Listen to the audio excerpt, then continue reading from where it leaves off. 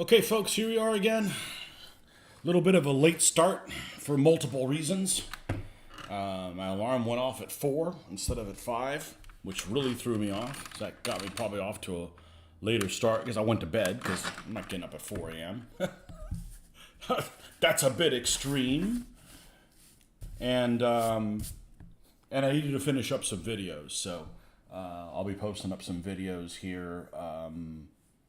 I forget exactly how many, 2 or 3, that I started the unboxings on, and once I built the vehicles, I have them complete now. And now we can get started, and or get continuing. All right, so we've got the Czech 38 command tank, which is what we were working on with these horrible instructions. The model's actually nice. The instructions are terrible. They are really, really, really on top of each other with stuff.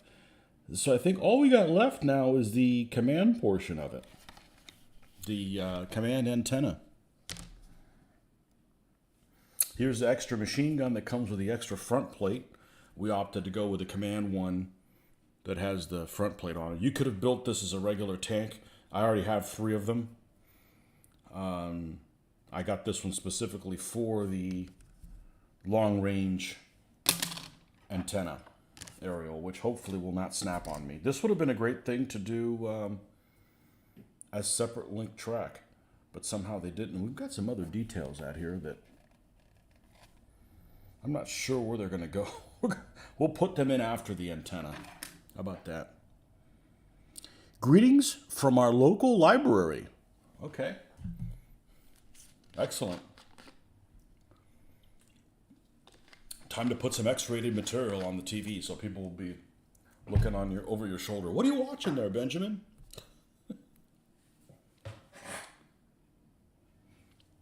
It is a plastic antenna. It's supposed to go all the way around it like this on the back, but it's really brittle. So I expect to be really careful with this. And I'm going to be so careful, we're going to use a new blade. And I'm just not keeping blades. I have so many of them. And when I cleaned this area up several days ago, I had to get rid of about 40 blades. And I'm like, I'll just save it for later. No, I'm not. I wasn't going to. I needed to clear this area. So the part that I'm actually looking forward the least is these little mounts. Well, there's a couple things I'm looking forward to the least. There's no spots on here to mark where they go.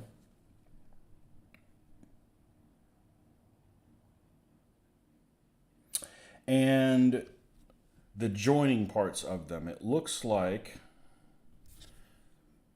these actually go on the hull.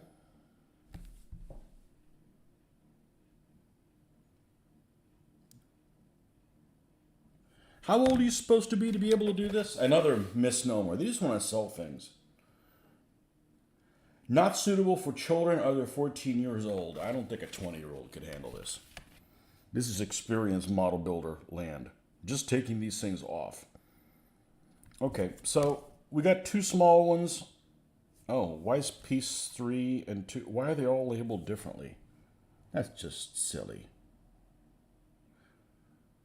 Okay, well, it wants you to build it by itself, which is what I was going to do anyways. So let's go ahead and put some reinforcement underneath this and take these pieces out. I don't know if anybody else does this, but this seems to work pretty well. I haven't broken anything since I've done it this way.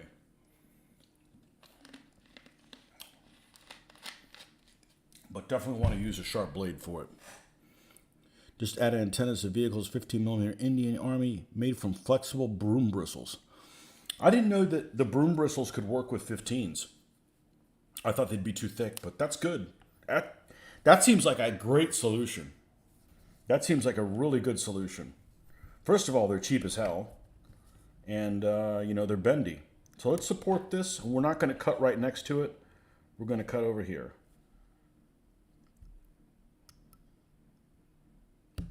Okay, that one's down. we're just going to work our way around, supporting this piece as we go.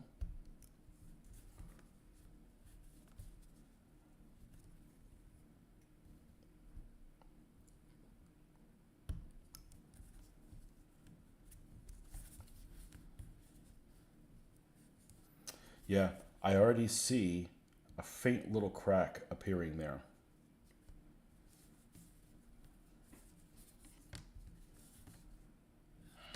It's no better this way. You just got to use less stuff.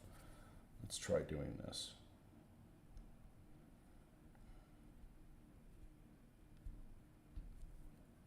See, and then you put strain there. There's no 14-year-old breaking this thing out.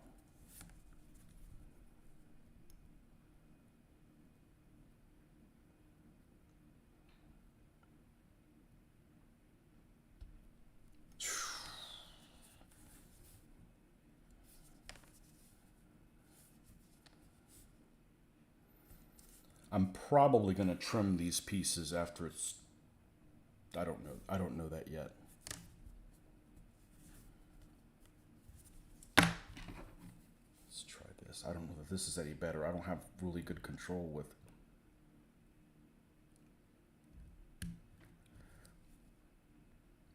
This should have been photo etch.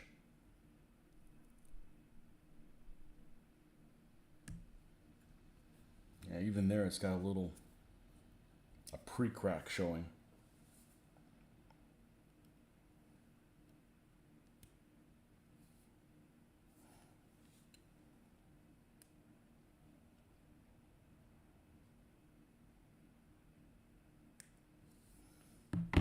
Should have been the last one.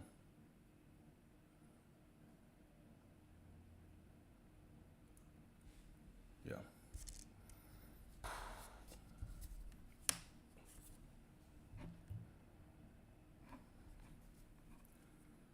Just take this off this. Done.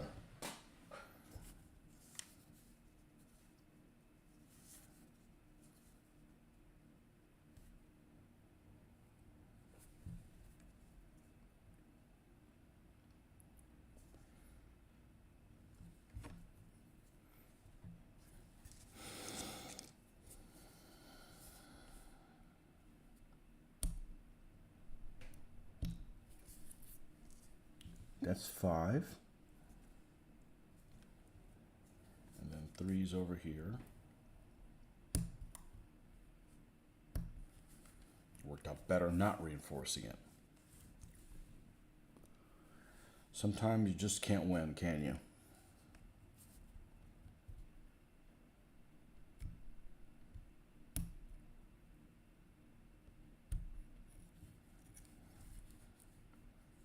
I cut the label off of it, so I don't know which one of these goes which on where, but they're the same. They're just mirror images of each other. Sometimes they label pieces differently and they're really the same piece.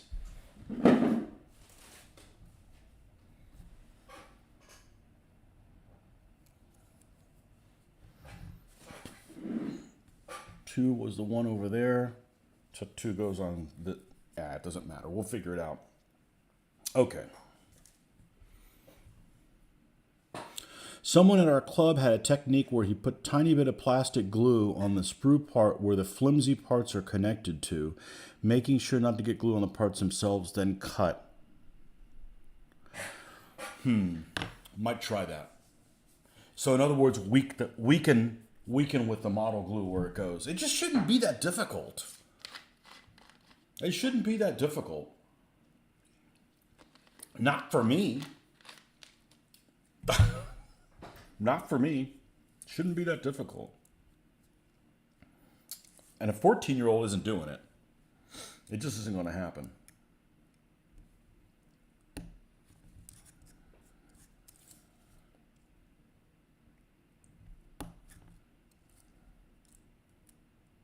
Yeah, it broke here.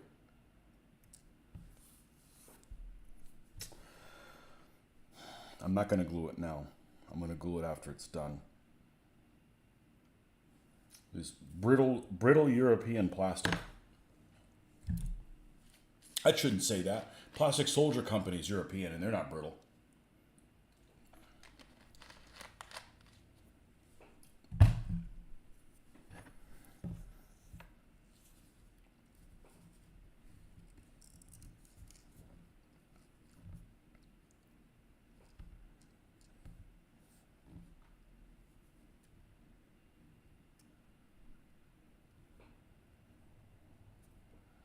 Yeah, I don't want to glue it now because it's gonna. I got some German armored cars that had the big aerial, and I got it from a guy that sent it to me, and that he wasn't using the kits. He's like, hey, maybe you can build these things. I'm like, sure. And I ended up having to buy the Plastic Soldier Company armored cars and put their aerials on them because they just, one of them was broken one place, one of them was broken two, and you'd fix one and the other one would break, and it's not as easy as you would think to try to replace these. So this is definitely a candidate for some photo etch parts. So, well, they probably make an aftermarket photo etch thing for this. I really don't want to spend $20 on top of $20, but we'll see. We'll do our best.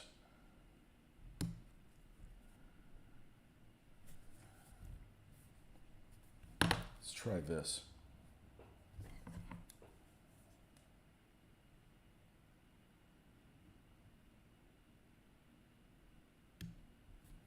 Just got to get close.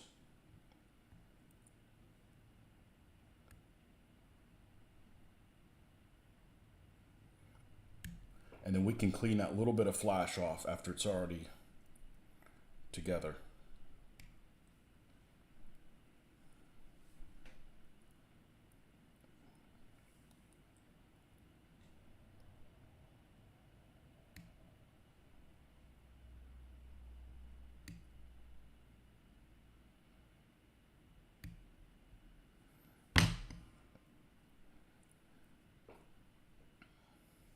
Now maybe I'll think about putting it together.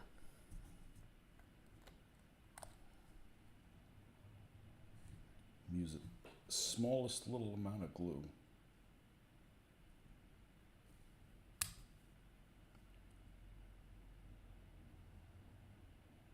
All right, we're going to let that sit for a while.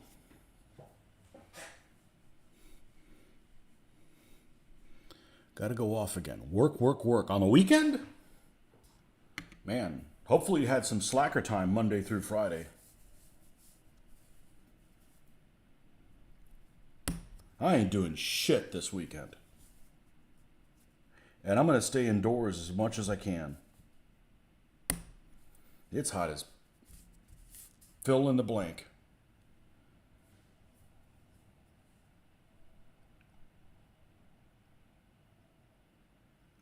Yeah, you could totally trim this. Especially with my contacts out.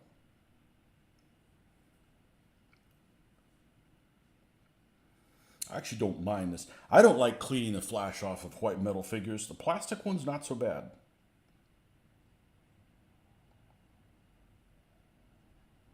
Well, plastic parts. I don't like cleaning flash off figures.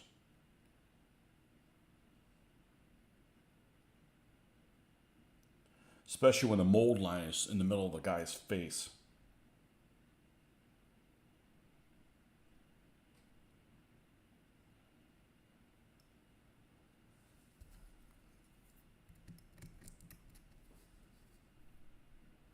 Okay, there's one. Let's close this up.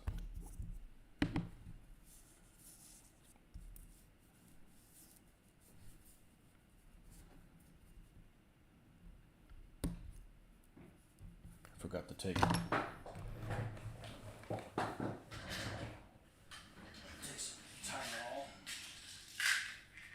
Got my foot, I overextended it. And nothing's swollen on it, so it's not a big deal, but it's, it's uncomfortable. And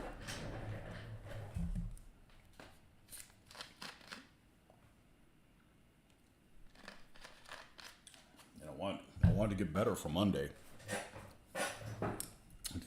A fair amount of walking around at work on Monday through Friday. All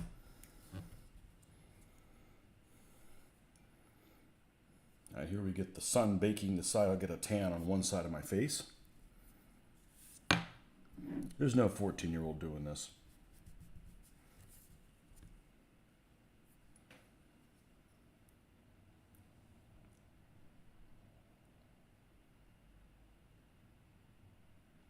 You start doing this as a 14-year-old and you're going to be hating building models.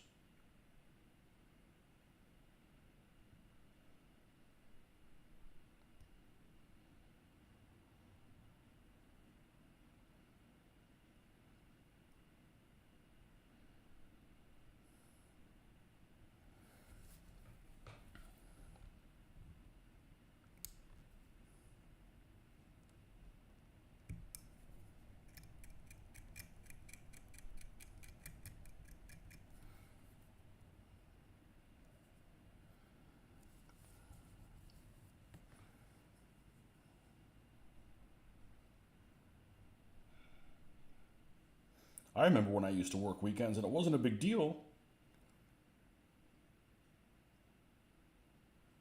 because I was working part-time and I had time off during the middle of the week.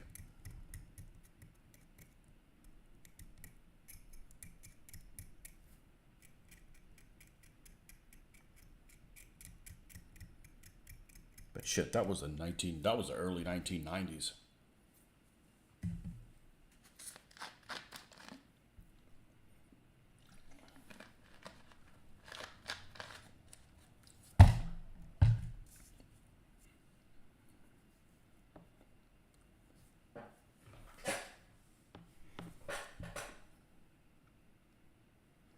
Let's cut this down a little bit.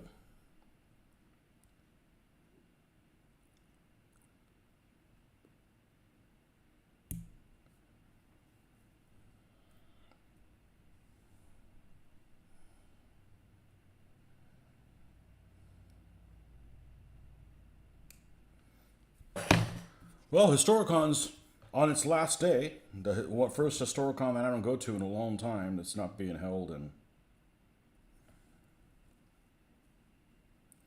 It's held at its traditional time. I should say that because they moved one year. They moved it to November, and November would be the worst month for me.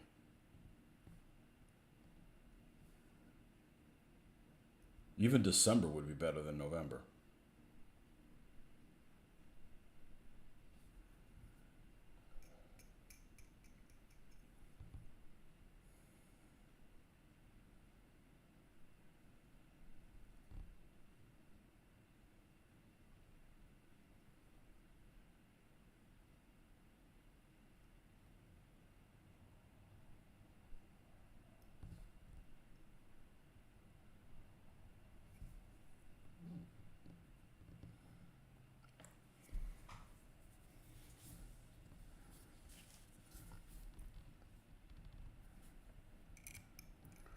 Some people seem to think that they actually had a really good attendance. Well, my buddy Joe that's down there seems to see them as down. Who knows? Depends what you're playing.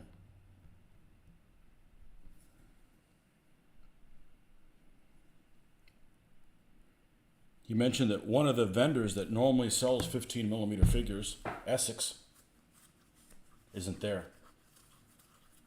So, even less 15mm stuff.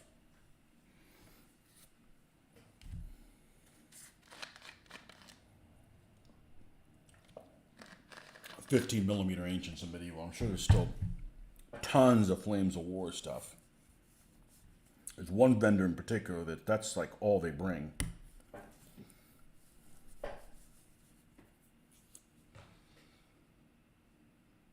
Is it earlier? No, it's actually later in July than it's ever been. But it's always in July. It's always somewhere between the 5th of July and the 20-something. It's always been in July. And except the year they didn't have it, because it was the COVID, they canceled it.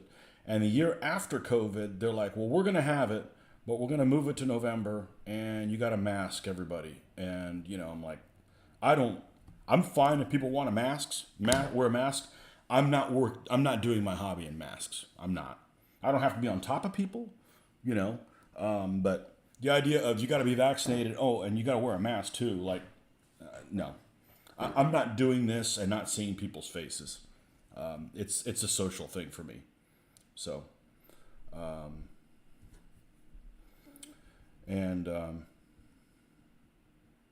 so I'm fine with things being canceled, and what I really hate, I don't want this to turn into a mass discussion because everybody has their opinions and everybody's entitled to one, but I hate going to the freaking doctor. You strip naked, but you gotta fucking keep your mask on. That's like, what the fuck? I mean, that's just like...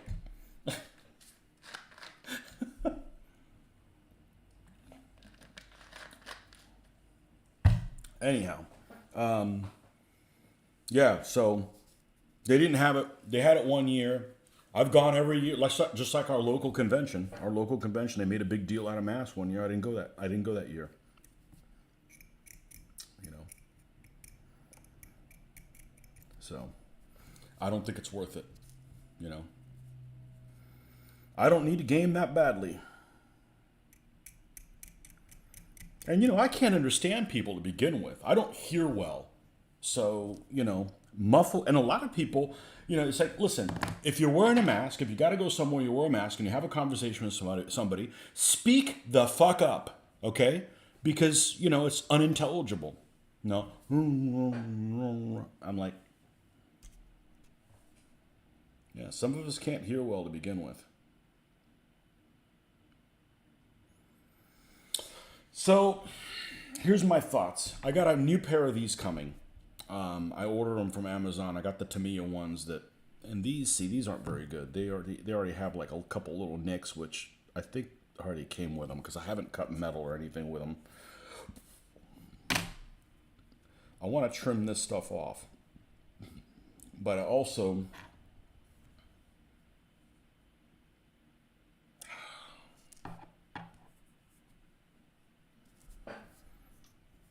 I may just put off doing this until I get those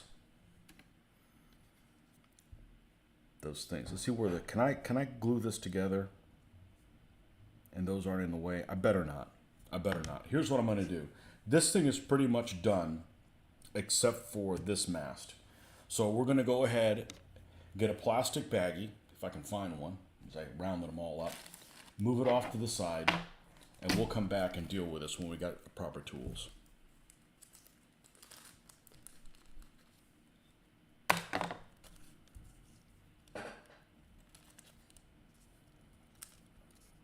I got one shot at this, and I don't want to buy a photo etch thing, you know, and spend more than what the model is.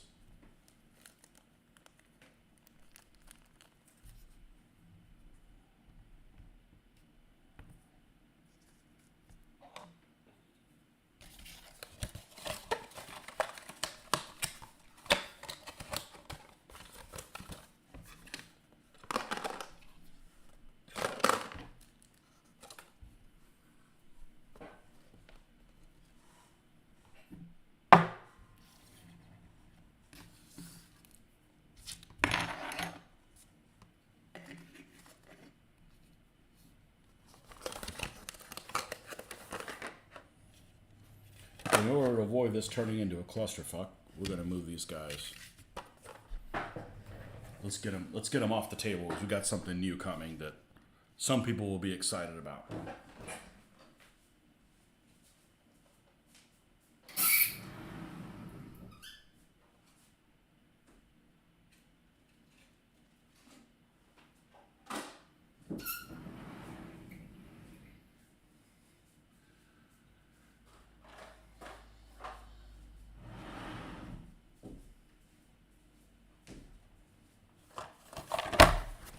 This old thing.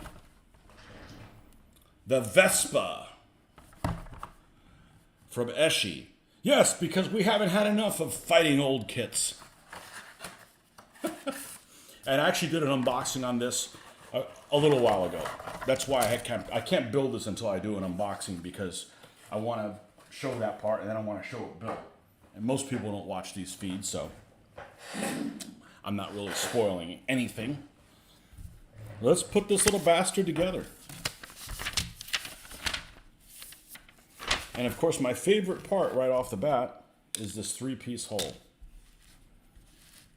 Yeah, I'm really enjoying building these old things. I don't mind building these old. I feel like I have the skills for them to turn out okay. And notice I didn't wash the parts. I've never done that. I never plan on doing that. On washing parts.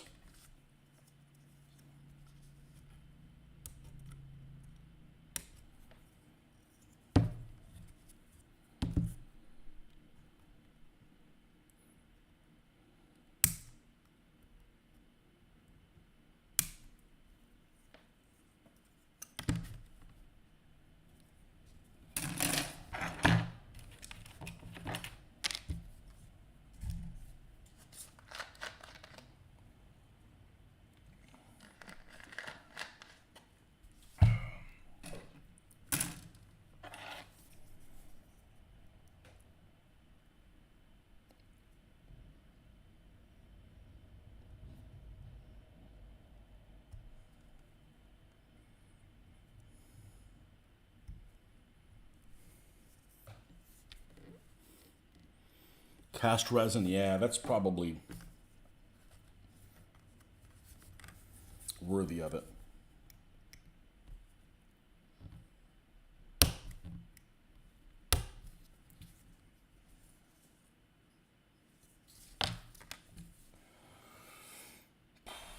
Still got a piece over here.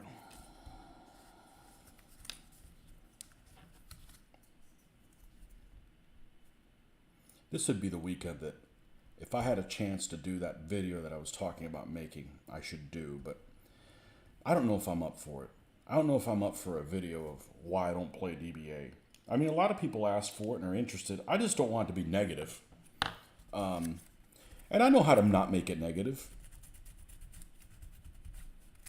You know, but I don't know. It's kind of beating a dead horse. I've moved on and, you know, I had some good times with it. I don't really have anything bad to say about it. I met some great folks, learned some really valuable skills, learned some great history. And, you know, it's not like I'm selling my shit. I don't want to fight it anymore. It's like if you built a kit, it's like, you know what it is? It's exactly like that Pegasus King Tiger thing that I built. I don't want to build the other one. I fought with the first one enough. It was unsatisfying. It'll end up looking okay, but I'm tired. So, and sure enough, we didn't go from Florida to run any DBA at Historicon, and there wasn't any. You know, and that's fine. I advertised the living shit out of it the last couple of years, did videos, and people just aren't interested. That's fair enough. There's lots of things people do videos of that I couldn't care less about. You know, I don't give a shit how good your videos are. I'm not doing them 28mm figures, you know.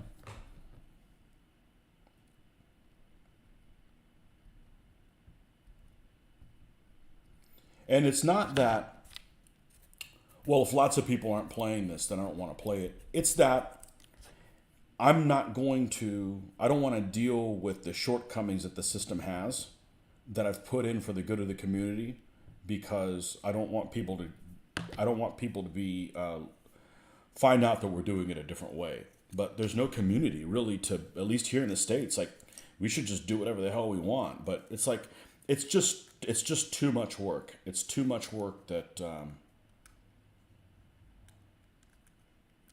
maybe I'll just do it as a live session. Maybe I could just do it as a live session. I just don't want to do homework of, you know, putting an outline together of what I want to say. Sorry, I'm lazy that way.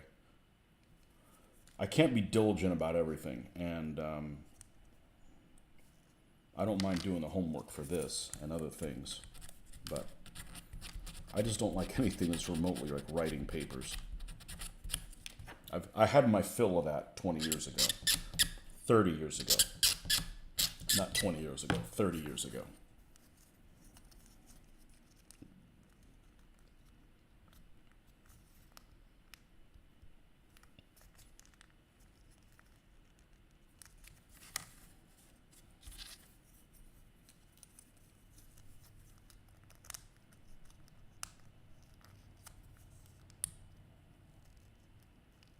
So if there had been a vibrant community playing that rule set here in the United States still, I'd probably still play it because it would be worth all those compromises that I've done for 18 years. Because they were good games. I mean, they might not be realistic and they could have been better, but they were fun, you know. But I tell you what, I don't miss it. I do not miss it one bit. This guy has a sink mark right on his seat. I don't think you can even make that hatch open, but let's take that sink mark off.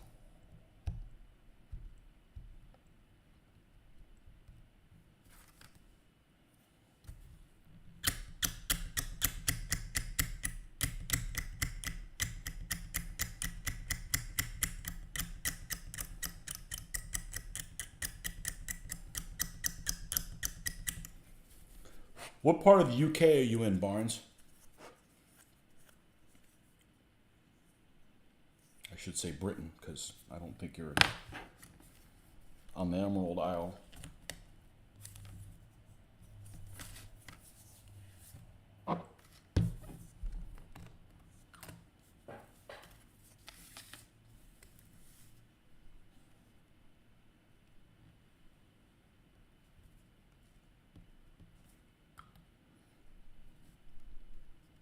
And you know what? I actually love doing stuff in this scale because very few people do it, especially on this side of the pond.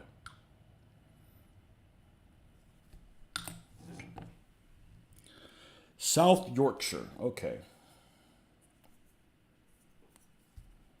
In the middle of it all.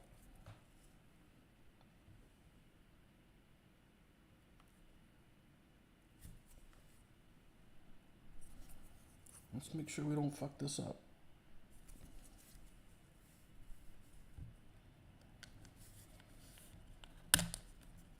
Measure twice, cut once. More like measure thrice, cut once.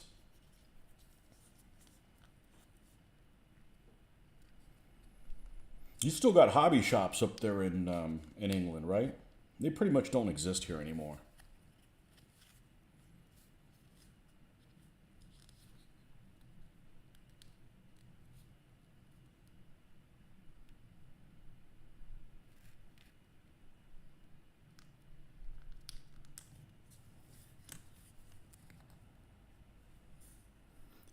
I would use super glue for stuff like this, but if you don't get it in the right place,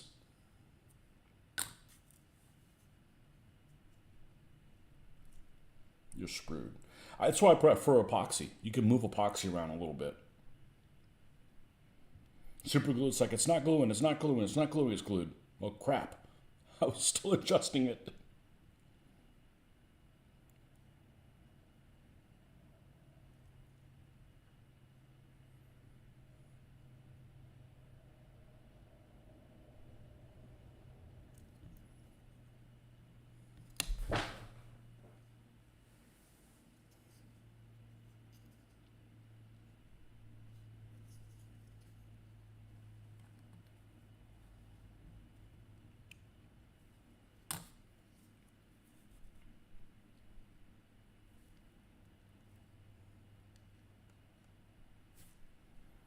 Perfect. Plenty around here, not much historical though. Don't even get me started. You know, history's terrible in school because they teach it wrong. But all of my electives in college, I took history because it's awesome. But it's just taught wrong all the time, everywhere across the world, and it makes people hate it. And people say, oh, all they do is teach you dates. I said, yeah, but dates make sense, and then you just fill in the blank.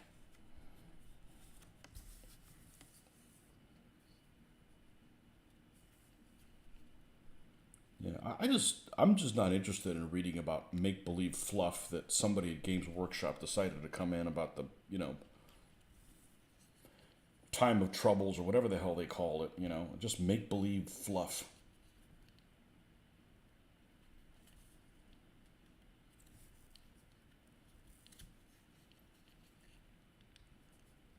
That, oh, by the way, they can cancel and not support that stuff anymore, and all you learned is useless.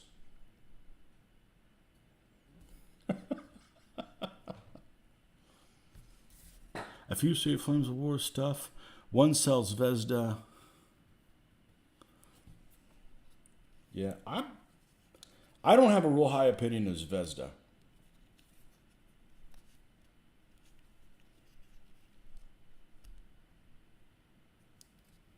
I'll tell you what, I came out with a pretty good high opinion of Armorfast. They have their faults, okay? But if you know them going in, the plastic's incredible. That Armorfast plastic on the Panzer IVs is incredible. It was almost self-sanding. This one's not bad so far. Not bad so far. And this, by the way, this part isn't frustrating at all. I'm actually enjoying this quite a bit, being able to tinker with this.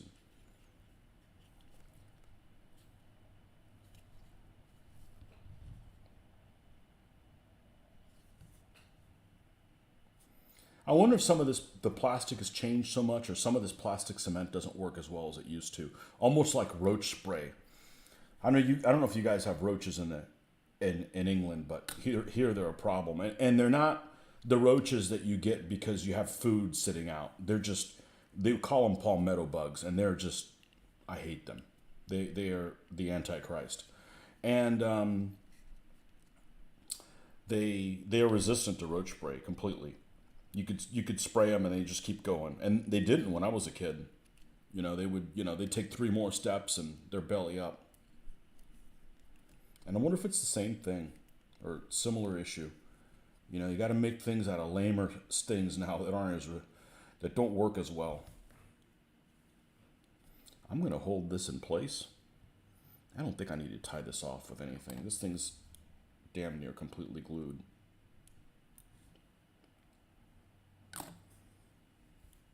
But a one-piece hull is definitely a better way to go. Good evening.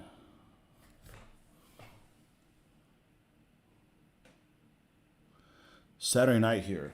Do they have roaches in Malaysia? You better believe. They probably have ones that you could probably ride. You could lasso them. Any place tropical is going to have nasty bugs like that. And probably have hairy spiders too.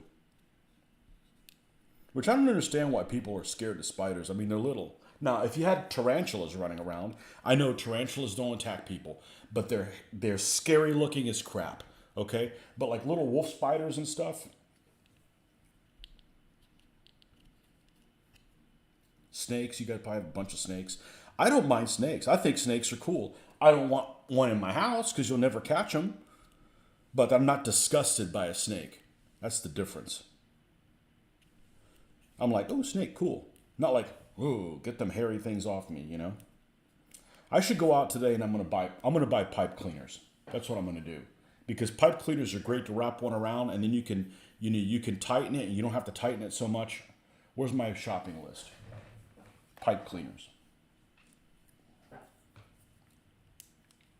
If they still make them. They probably do. It's just different pipes people use now.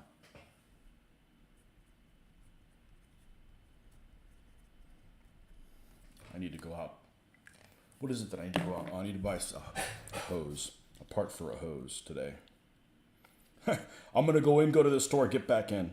I've had enough of 120 degree weather this week. Okay, I think this thing's on there pretty well. In Australia, the wolf spiders aren't little. Yeah. Yeah, you guys got scary stuff out there. That's why they cut that continent off and just let it float out there. You guys have some extreme stuff out there. But we do too. You know, but I think you guys have more extreme things than we do.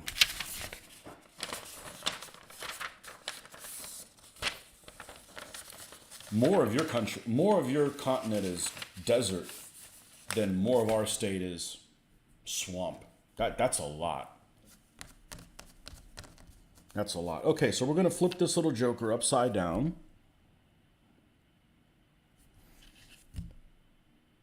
Now see, here's one of these stupid over-engineered stuff. This is why the Italians lost the war. You have these three idler wheels, 67, 68, and 69. Why give them separate? Oh, I forgot. 71, 70, 71, 72. All six idler wheels have a different number on them. They're exactly the same freaking piece. They're exactly the same freaking piece. And I don't give a shit which one is which one. You're complicating things for that 14-year-old.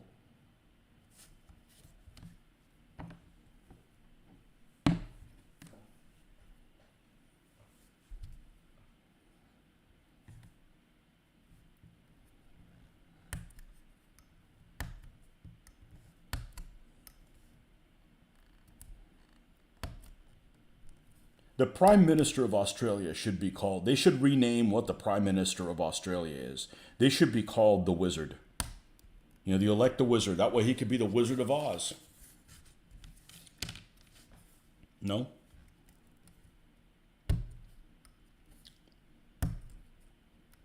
don't even know who the Prime Minister of Australia is. It's not my job to know. It's a politician, so I probably don't like them.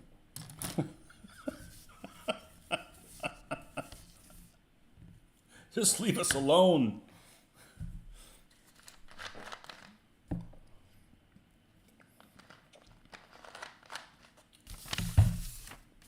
All right. Little idler wheels. See if I can get enough of a purchase on here to trim some of this stuff off. We're going to take these big, oh yeah, we'll take these little big bits off. If we need to do any fine tuning, we can do it with an X-Acto knife after it's glued. Yeah, that's pretty good.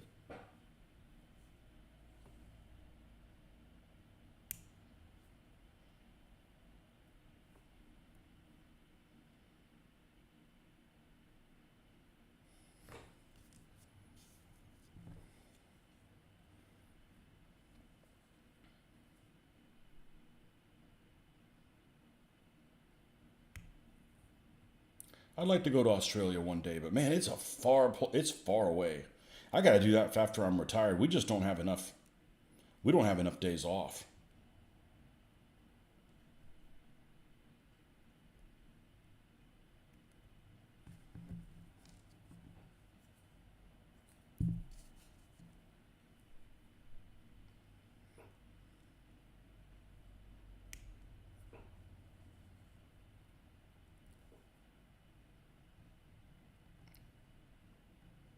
And I do like to travel, and my wife really likes to travel. I like to travel and not have a big plan, like, okay, we're going to do this on this day, and we're going to do that on that. Just like, we're going to go here, and then what we see, we'll figure out. Things work a lot better that way. That's not how my parents used to travel. My parents would want to micromanage everything, and then, too many, it rained on some day, and something was closed, and then you're upset because, you tried to plan it too. We definitely were more flexible when we travel. However, I hate being punished, having to do a bunch of work just to take time off. So I don't want to put off retiring because that's when the worry-free traveling will happen.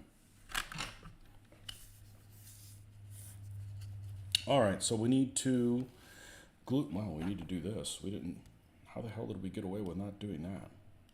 Got so excited about putting the pieces together that. And I don't know if this is going to bump into something.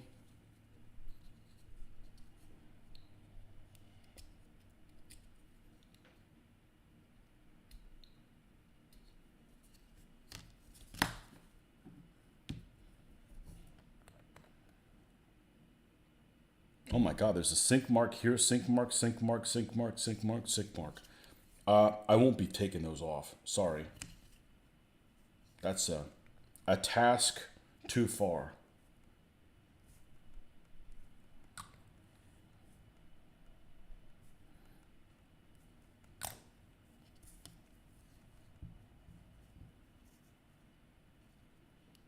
I could do it, I just choose not to. Especially since the hull's together. I don't want to put any pressure on it that's going to pop it off.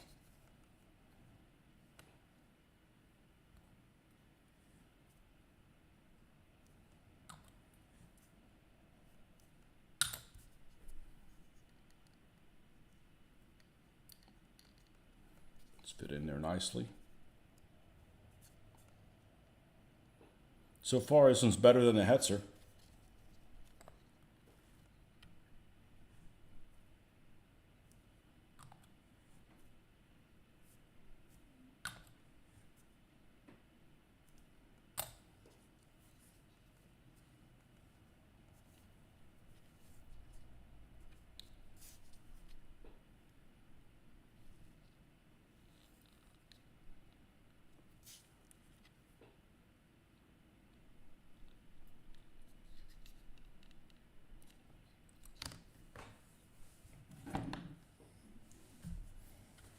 I don't think it'd be that much of a culture shock to go to Australia for me.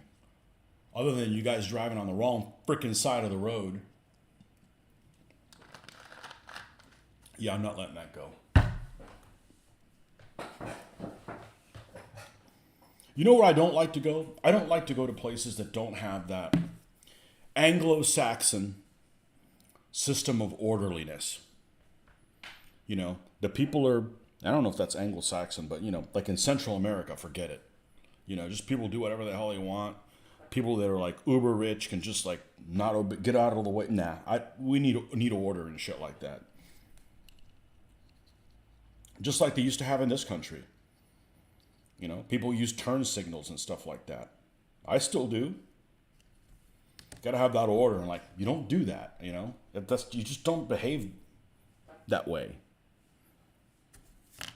So any place that has that kind of like, that's in its psyche, I'm a fan of.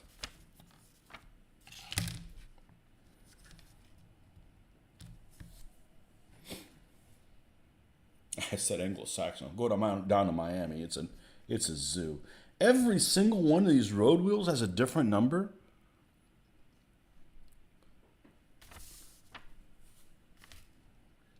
Anglo-Saxons wouldn't have done this shit.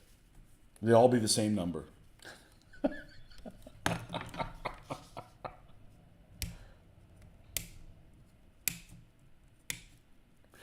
Is it on each side? 5?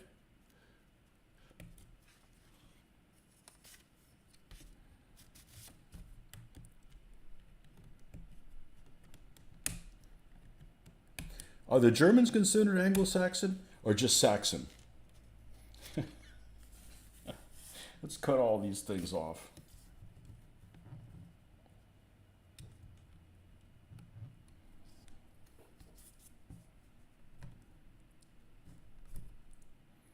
I don't know if I can get to this side.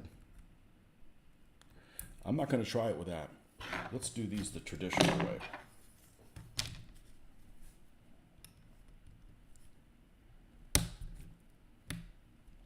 Holy sink marks, Batman.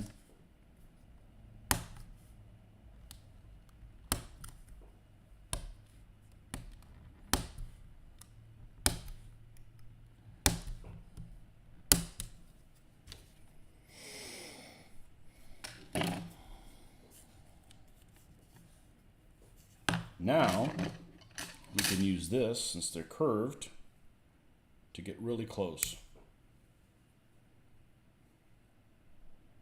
And then we can take that last little bit off with the X-Acto knife. But we're not trying to cut through something that's really thick, where you're trying to put extra horsepower behind it, and then it slips and you cut yourself. And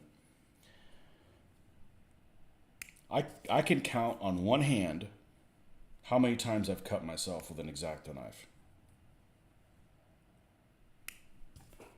And And, you know, you're careful when you do it. And I cut towards my hand most of the time, but you just don't put a lot of ass behind it. And I've just never had a problem with it. And I make mistakes. It's not like I don't make mistakes.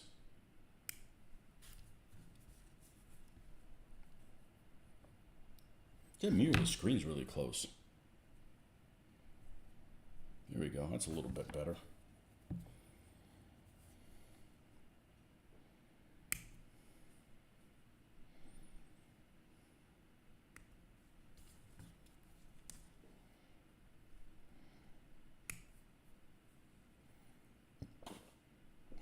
The correct response of driving on the right side of the road for you guys would be like, when you get all your people on your continent to use a metric system and not bitch about it, then we'll change the side of the road we're driving on. So that's kind of a moot point, because I'm like the only person in the United States that is okay with a metric system. Seems like it. I don't like metric temperature only because I can't visualize what it feels like. But everything else I like. I hate using inches and quarters of inches and 3/16 and all that stupidity, especially if you're doing like war games and stuff. In miniatures, it should all be metric.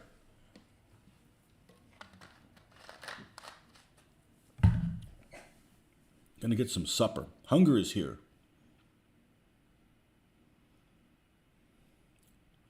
Climate would be similar. Oh, then Florida? Probably. Except it's drier where you're at. Gotta be. I mean, this is like swamp ass. Climate would be similar to me from where Wolf's at. Except no poo slinging monkeys here.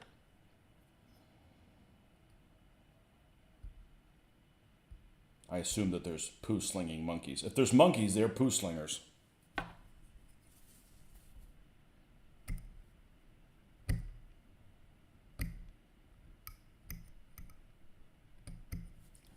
pet monkey, something that's smart enough, too smart for its own good. Devious little bastard.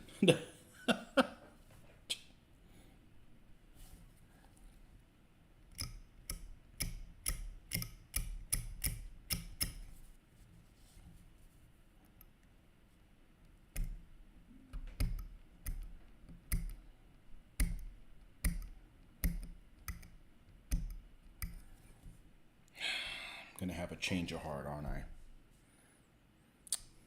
Let's try one.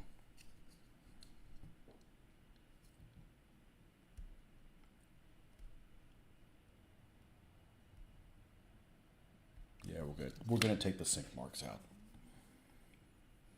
Only because it's a challenge.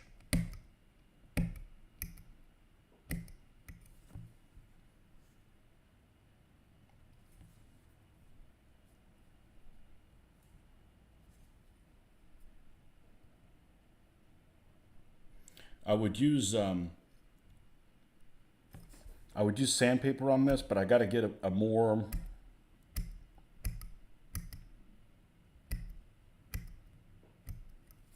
this plastic isn't bad. I have to get a bigger purchase on it.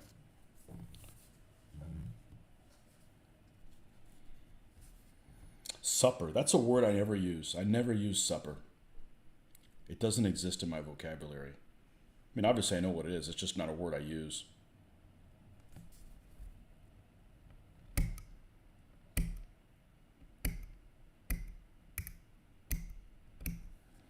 If you did use it, you would be from the deep south. Here in the States, people from the deep south say supper.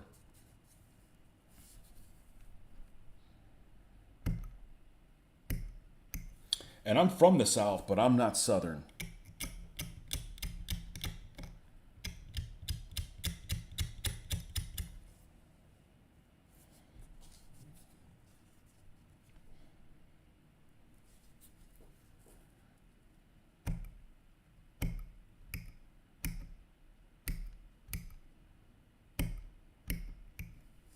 Do people from Australia do that same thing? You know, maybe people that from Sydney look down at people from Darwin.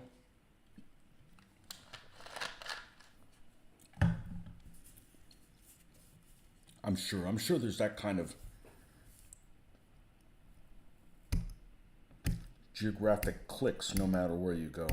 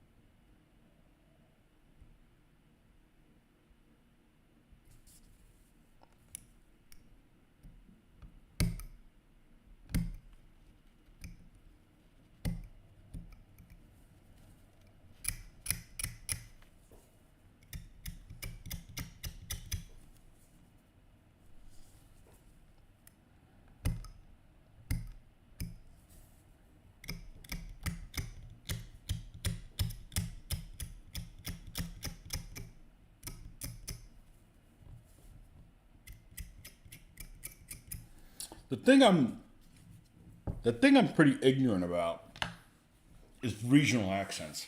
Well, obviously here in the States, I can figure it out.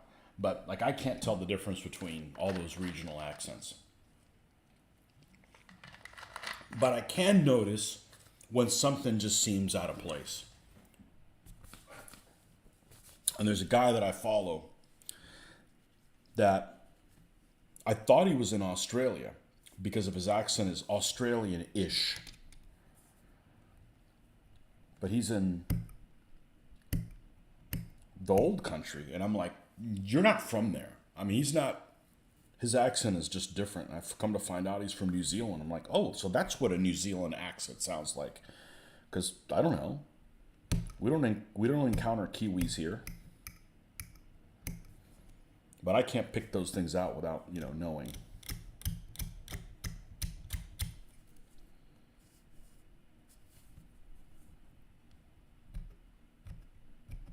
And that's just an exposure issue. I'm not exposed to people from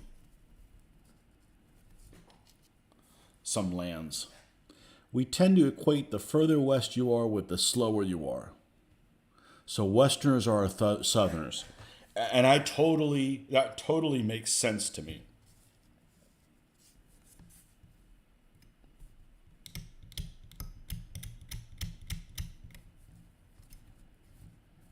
That totally makes sense to me. I would think that people from Darwin would be looked down upon more than somebody from Perth. I mean, Perth is like, at least looking on a map, there ain't nothing near Perth. I mean, it's like, you get to the other side, it's like Vegas. I mean, obviously there's probably not gambling or anything like that, but it's just nothing before you get to it. It seems like it. Last stop to India.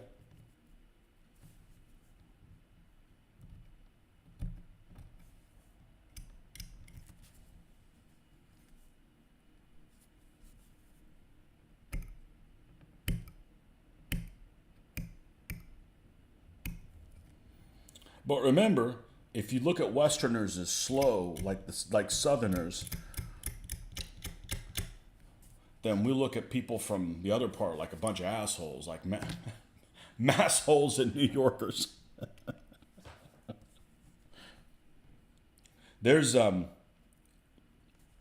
I lived in the South my whole life, in Florida most of my life, and Florida's not really the South. I mean, some parts are, and not far from here, but there's some parts that are like the South, and it's like the South with if the Confederacy would have won. Like really, really backwards, really slow. And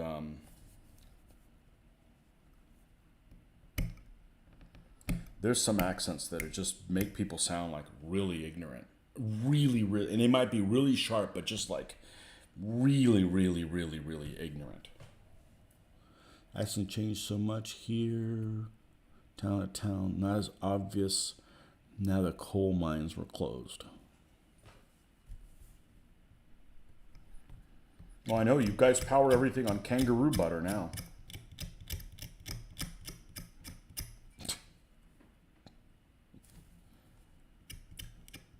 Roulard.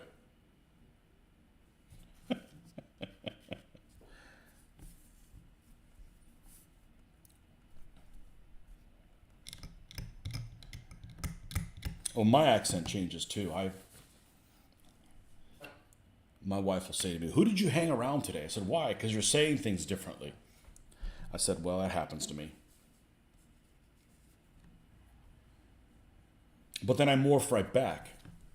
You know, I know a guy that I used to work with, and he was a pain in the ass. And he was from New York. And he was an older guy. And he had spent like 45 years here and like 20 up there. But he still sounded like he was from up there. Like he couldn't get rid of that accent.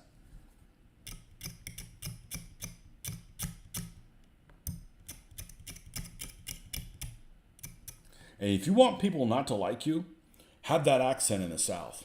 Sound like you're from New York when you're down here.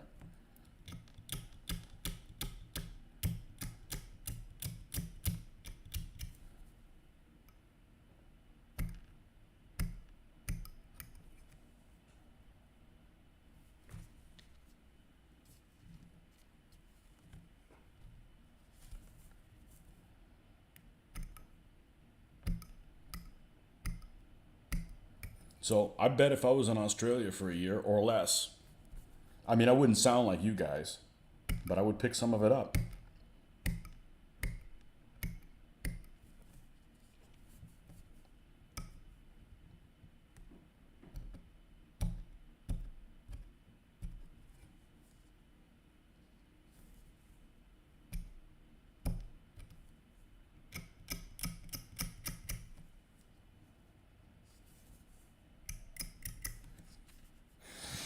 Okay. That fun-filled factory's over with.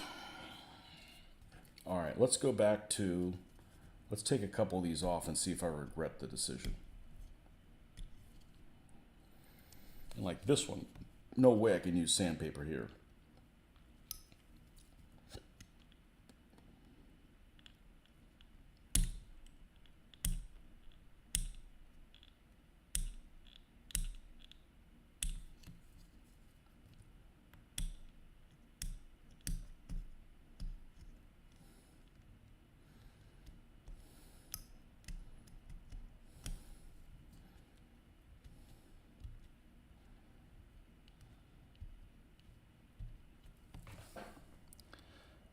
You don't have what we in Oz think of as a Southern accent. No, I don't. No, I really don't have an accent at all. It's kind of mid-range. There's some words that I will say, you know, I will say things like y'all and ain't and things like that, but I don't say them with some kind of a draw. No, I really don't have an accent.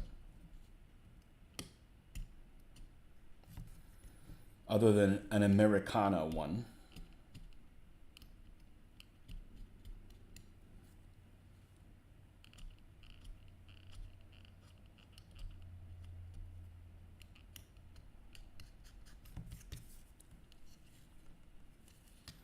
That actually worked really well. Damn it! Now I gotta do them all!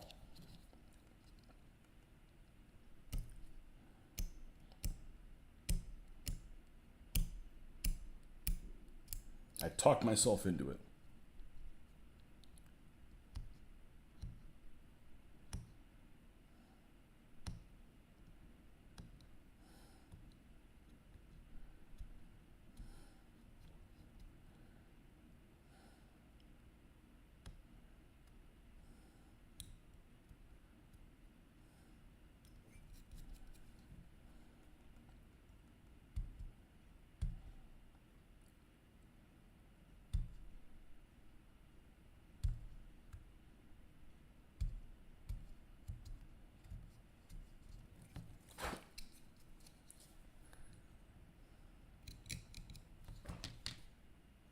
Am I a sadist if I say this is actually relaxing? Generic US. Thank you. I can be from everywhere. I would agree with you. I would agree with you.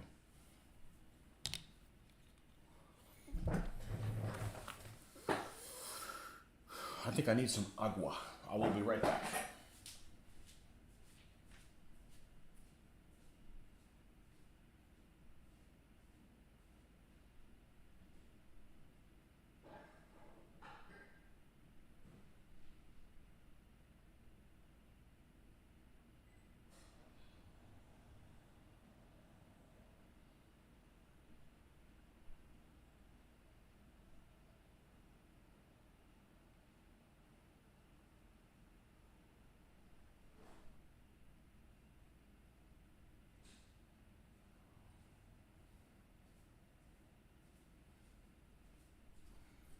The weird thing is when you hear yourself, you don't sound like what you hear because you're hearing yourself inside your own head.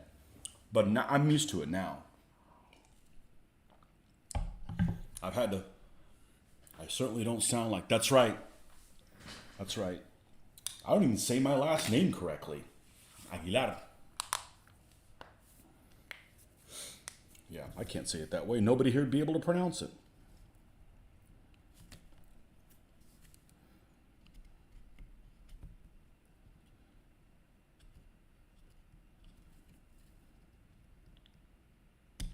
No, what I don't understand, there's some folks in a place about 300 miles from here, still in the same state, that don't speak any Spanish. They have Spanish names. They don't speak any Spanish, and they born here, and they still have an intense accent. I don't get that. My wife is from that town. She doesn't have an accent either.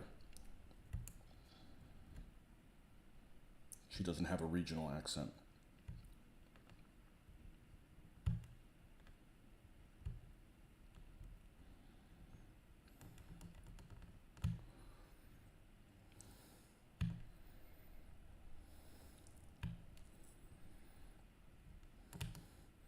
And I understand if you come from somewhere else or if you speak both languages but just like you don't speak any Spanish at all and you sound like you don't and you don't speak English well.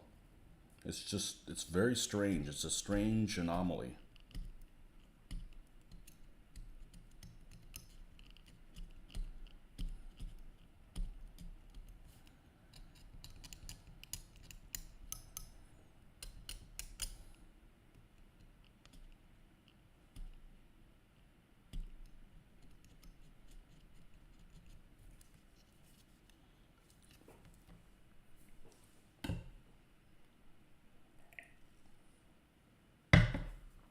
I just have very limited Spanish vocabulary because I never went to school in it. I only spoke to my parents in it, so it's like things you would talk to your parents type of vocabulary. That's it. As a kid.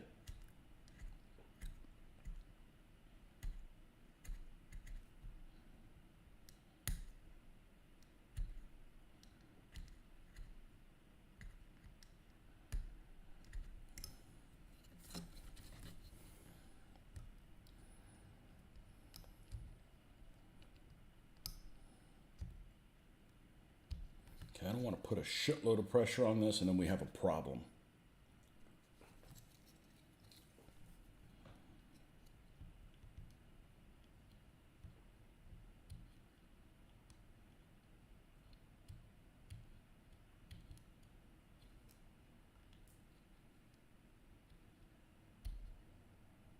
It's actually working surprisingly well. This plastic isn't bad, you know. I'll bring that up on my build video that this Eschi plastic is not bad.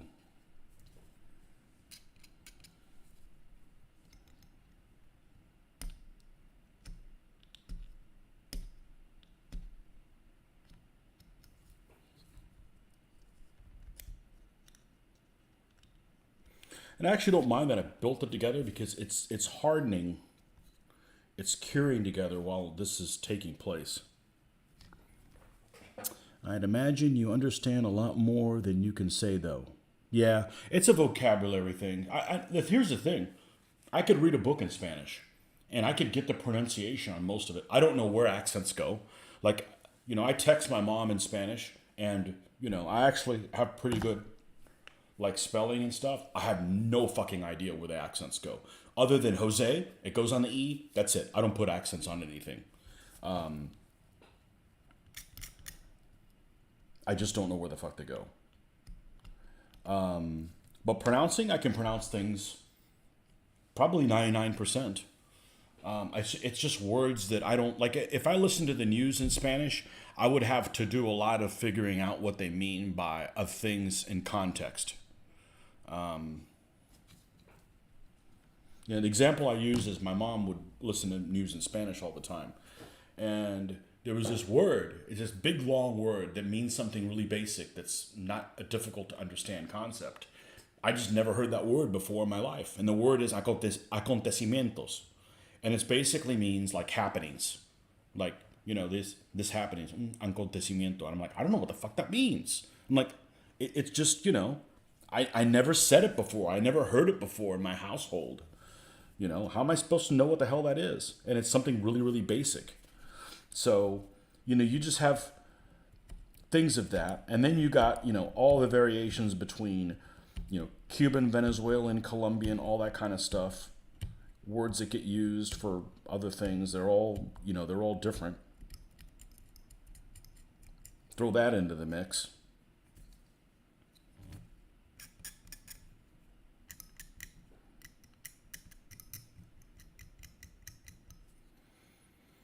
But there's a fair amount of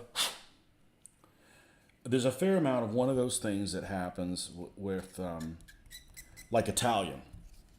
Okay, if you give me a book in Italian, I can make out most of it. I at least know what it's about. I can figure it out. If you speak Italian with me, I have this idea that, I should be able to understand it, right? The problem is depending on what region you have, some of the letters and the words don't get pronounced. Just like some of the dialects in, go for it painting. Yeah, go for it. Well, we're not painting for it right now. We're go for it building.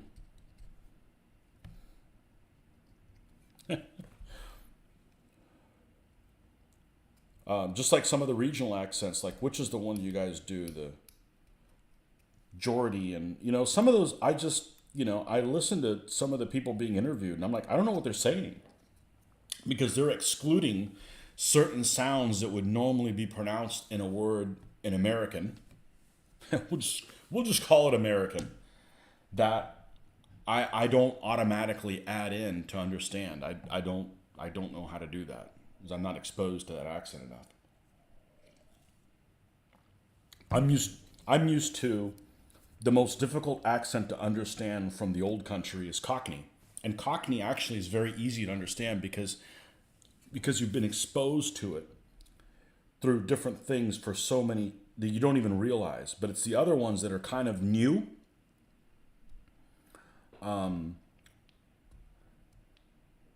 In movies and stuff. And I'm just mean, as a kid.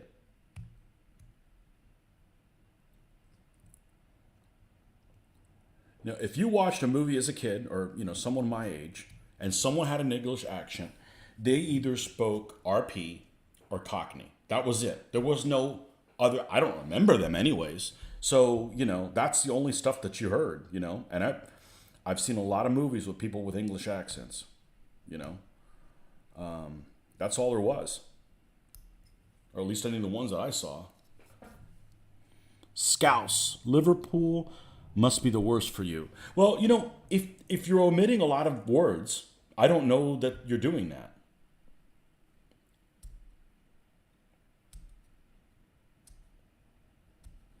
They're all pretty bad.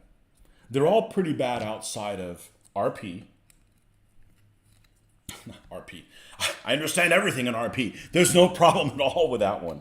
And Cockney, which I understand probably, most of it.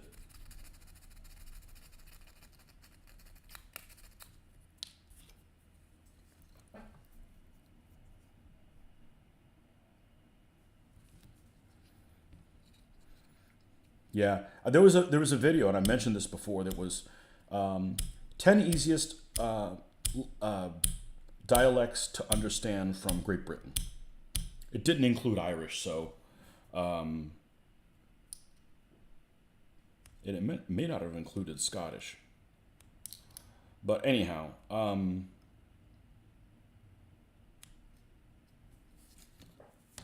Cockney was number 2.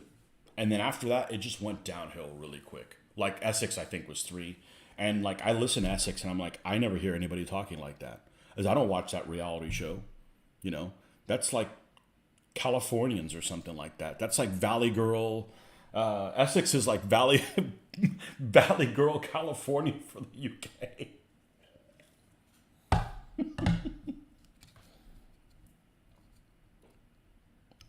And there was a lot of them that were like almost like pirate lingo. You know, it was almost like influenced by that.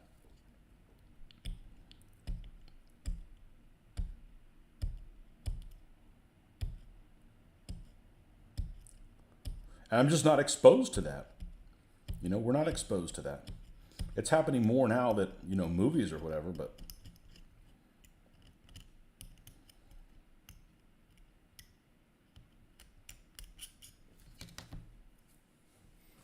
like you take somebody like Billy Connolly. Billy Connolly has a heavy accent. He's not particularly difficult to understand what he's saying. Some of the regional ones are like, and he's what, from Scotland or something like that. So it's like some of the other ones are like really bad.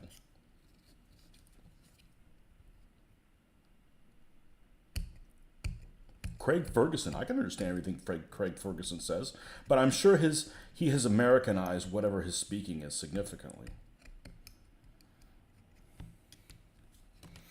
Cockney's fine till they start using rhyming slang. Then you understand the words, not the meanings. I get that.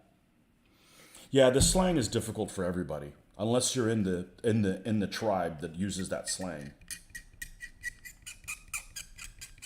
And then you have stuff like me, okay? A middle-aged person. God, this seems so fucking strange. I still feel like I'm 25. But the world has left me. But new people use slang. I don't know what the hell it is, you know?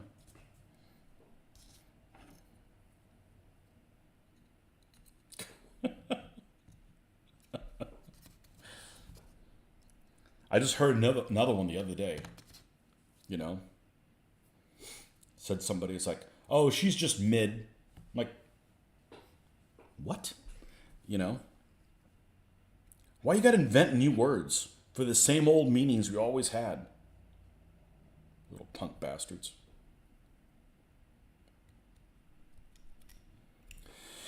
I think we got this thing where we wanted it to be. I'm pretty happy with it.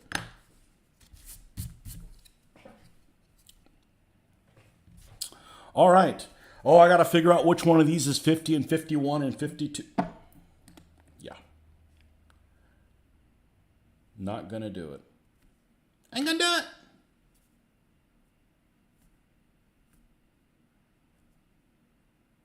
it. Some have a sync mark here. I'm not taking that one off. That's just sadistic.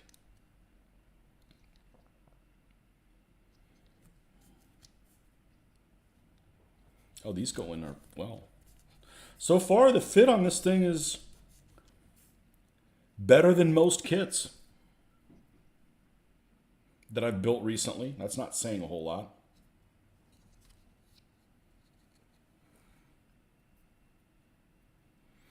We did the same thing and our parents whined about us. Yep.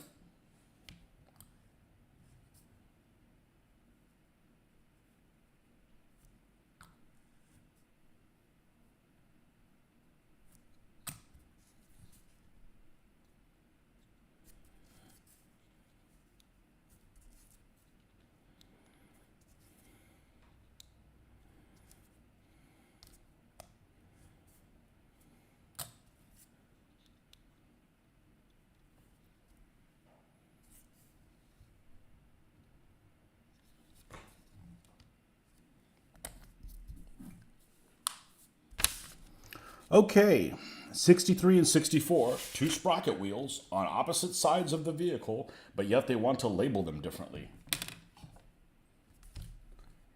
Okay, you silly Italian. I don't care. I'm putting the one I want on the side of the vehicle that I want. And this, depending on how this rubber band track works, I may actually take the teeth off if I need it to fit a little better. I've had to do that a few times.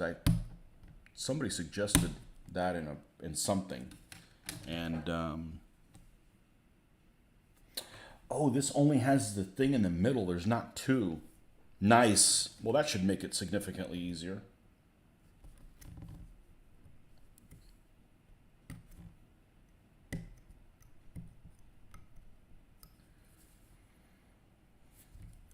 So I've got an artillery observation vehicle.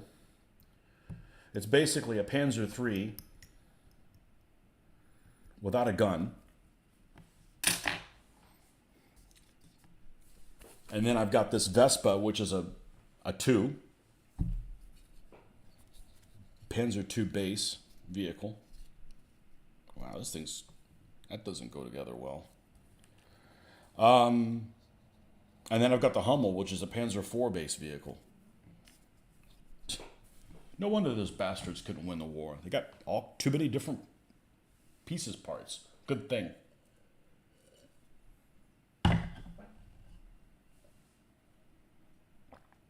I think you got 53 and 54 the whole way around. I hope so. I hope so. I hope somebody just spit out their limoncello while I did that.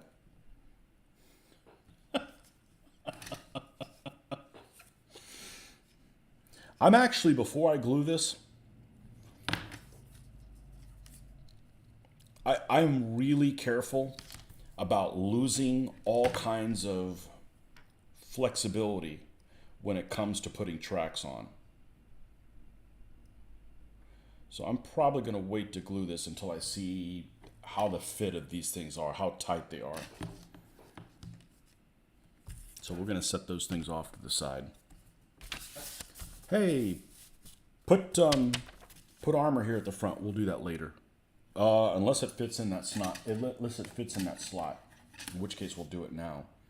Where's that piece? 27. It does not. It's flat on the back. That can wait.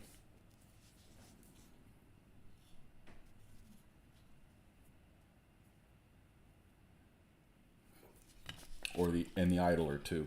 60 and 60, 61 and 62. I'm going to put them on the wrong side on purpose.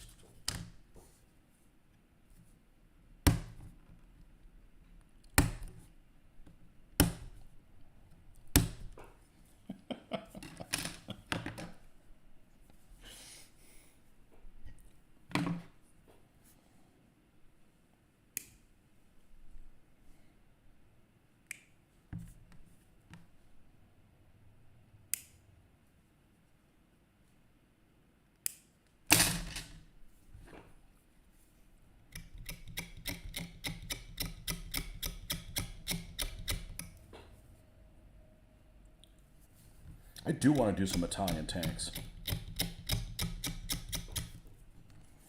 And if you think Italian tanks in the desert suck, take them to Russia. Woo! Way out of their freaking league there. Unless you're hunting T-26s and BT-7s. An M11340 going up against a T-34, you might as well just surrender now. You might as well just surrender now. What's this piece on the bottom? 66? That's weird. Make sure you put the escape hatch on there.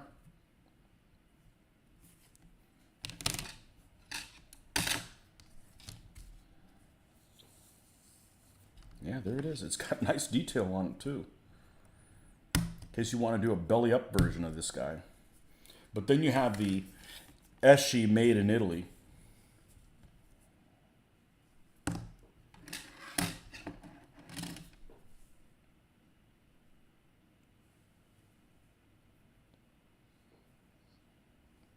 So the funny thing is, when I was picking up this room, and I was picking up this room because that'd take pictures of it, because we're trying to list this house. We've got a unique situation where we got an opportunity to get a good deal on something due to a unique situation on a particular house. So we're like, well, let's just list this one and see what happens. So I needed to pick a bunch of the stuff up and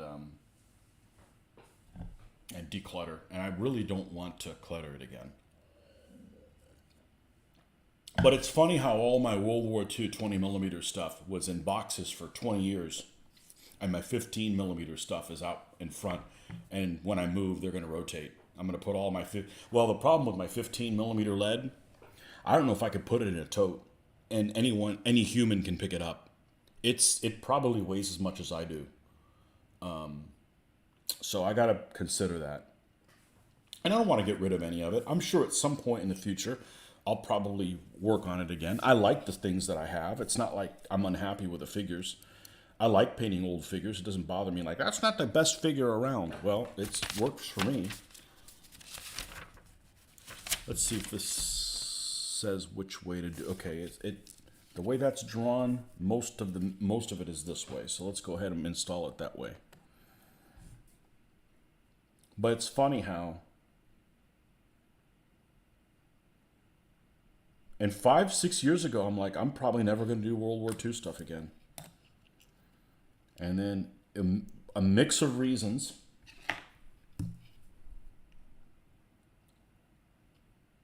And a huge influence is a certain guy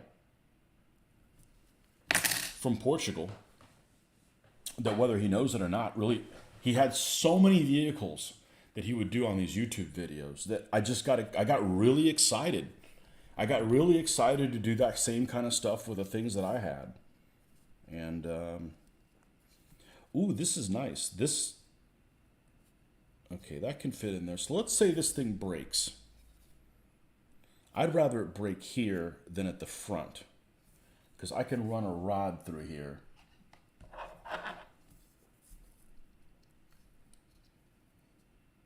And fit it in the other one and replace this one. All right, I'm going to glue the sprocket in and leave the idler out, because I'm likely to replace the idler, not the sprocket.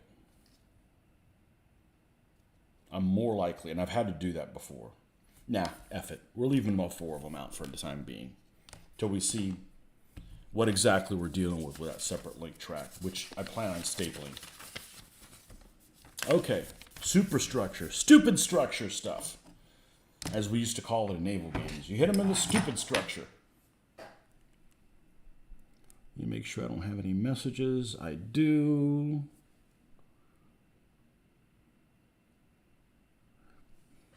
Freaking haircutting place scares me. You have an appointment? No, it's in a week. Oh.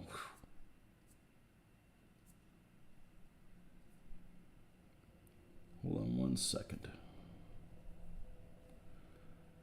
Okay.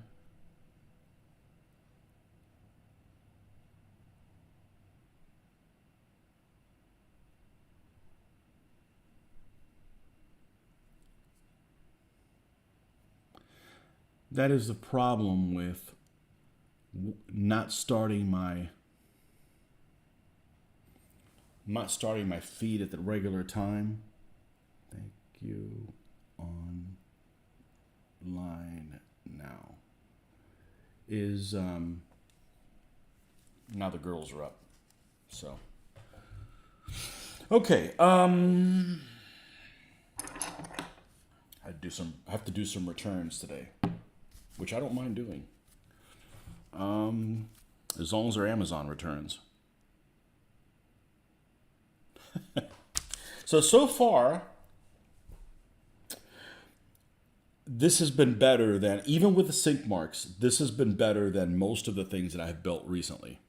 Okay, so far this little bastard has been good. We'll see if that trend continues. All right, 82 is this big old thing. That's what you got to worry about. That thing rolling off on top of your foot.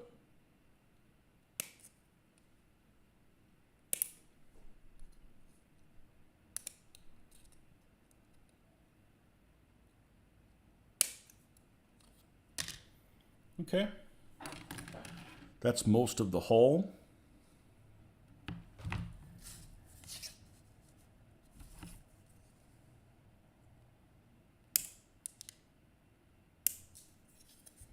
And I'm not trying to cut all the way up next to it. I'm actually pulling it out a little bit so we don't have this one.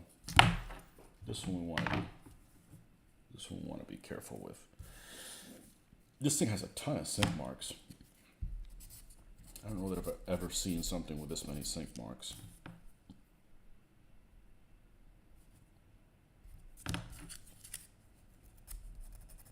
But I didn't think I was going to get to my World War II stuff again.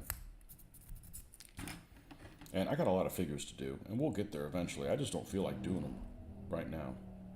Oh, Mr. Billy Badass.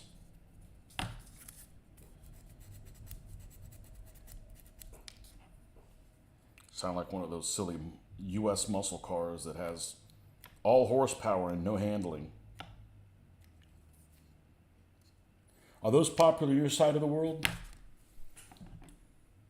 American muscle cars?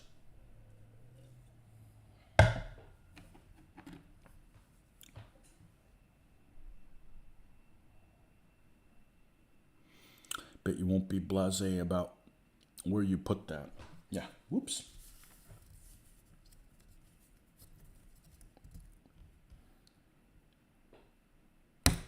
Blasé. I don't speak no French.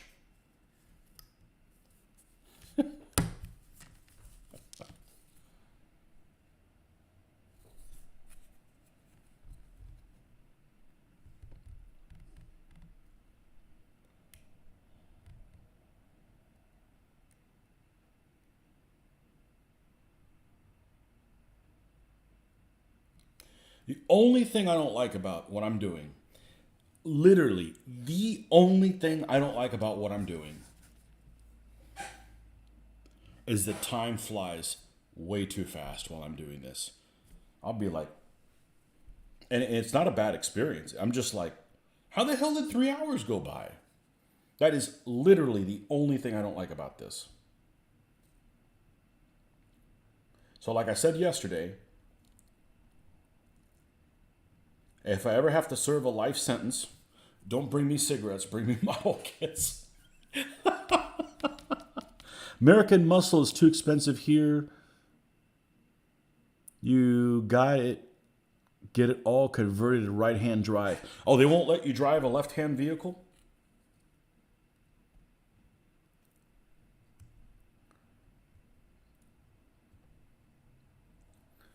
God, shifting with the left. What the hell?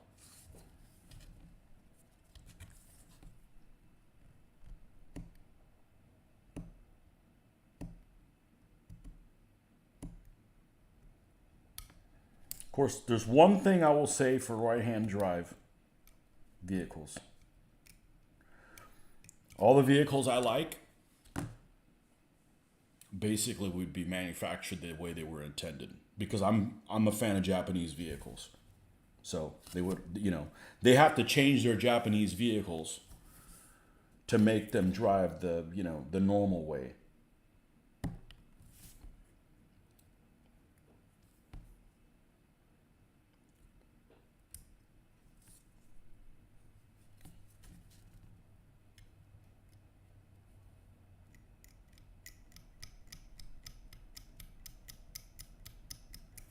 Yeah, I don't care for American vehicles, unfortunately. It's popular among those who have the money, though. Yeah, I like my rice burners. And that's a term of endearment as far as I'm concerned, because I can't imagine driving a vehicle. It's not Japanese.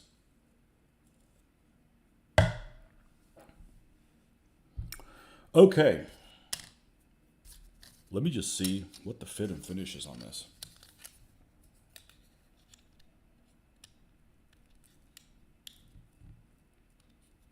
Well, other than we have a couple sink marks that are in the way,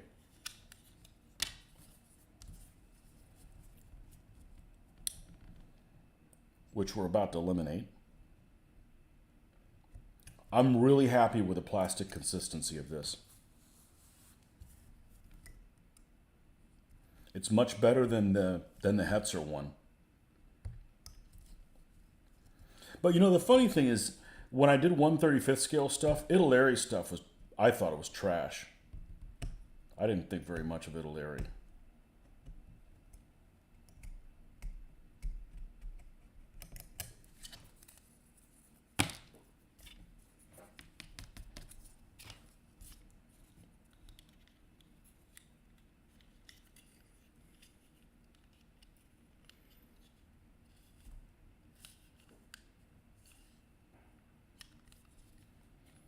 So I'm going to say something really weird. I kind of had a hankering to build some Japanese vehicles. I've never done it. I've never built a Japanese plane, or not interested in the Pacific War.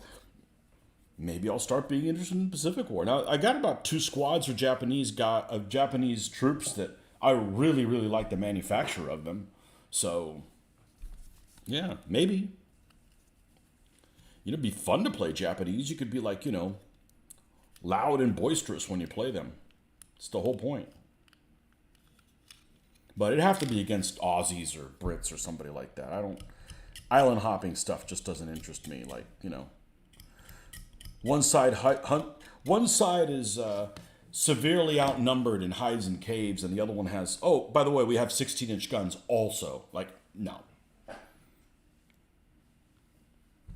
Although I like the rice burners, they're quite normal for me. Me too. I know where all the lights and everything are.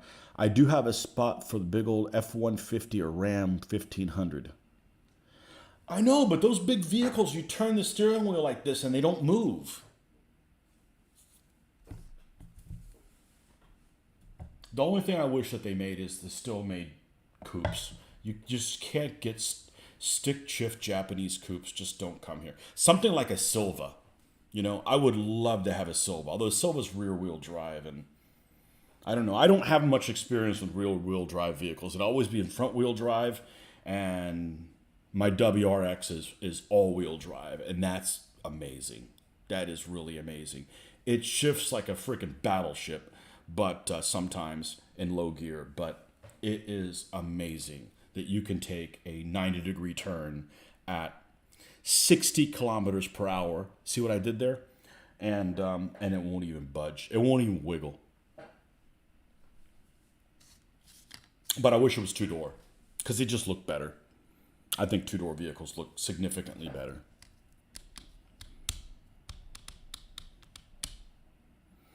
Okay, well, it's telling me not to glue that yet, so let's not do that. The one time I listened to this iTie, ooh, there's nice detail in here, but there's a damn sink mark in the way. You crazy people. You crazy people.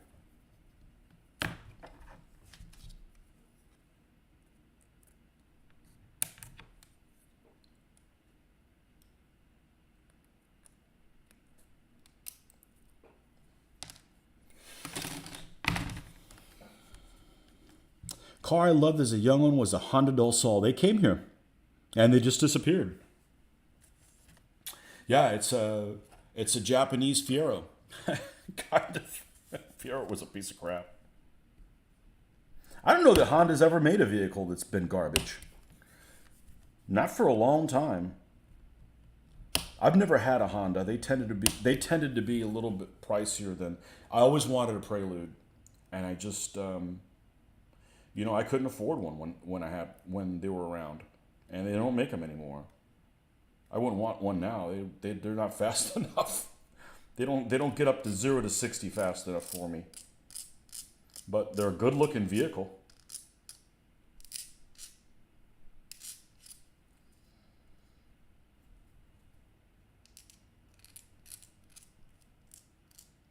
And they still look good to this day.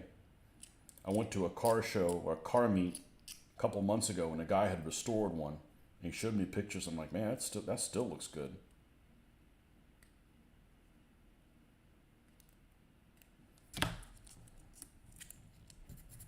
But I really don't like automatic transmission. You take the fun out of it. It's like playing a video game. So again, I'm the only person in the United States that wants a stick shift.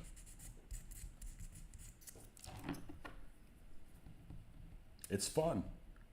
It's fun unless you're teaching your wife how to drive it, then it's not fun.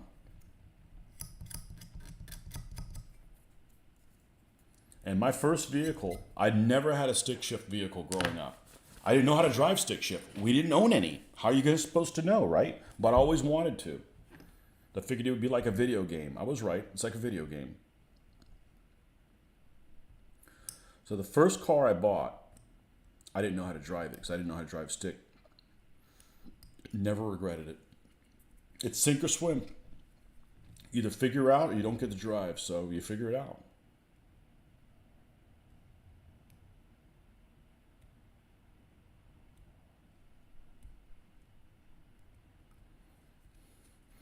And now the automatic transmissions are faster than the stick shifts, but I don't care. You know, you're just along for the ride. I don't know if I'm going to take this sink mark out. It's where the ammunition is. Oh, and the things can get. I don't want to mess this thing up. Let me try ever so gently. Let's wiggle. Nope. I'm cutting into that wall. I don't want to take that down and screw it up.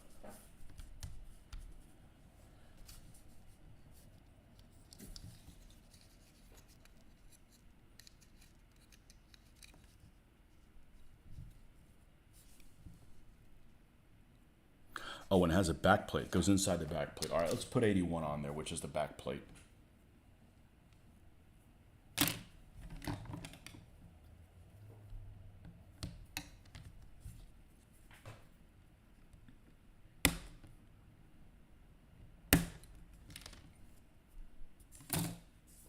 I always like the look of, they call them something different over there. They always do. It was a Nissan 240 SX. It's a good looking vehicle.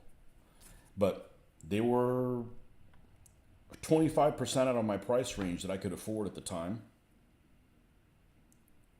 And then they discontinued them shortly thereafter. And now they're expensive now because people use them for drifting.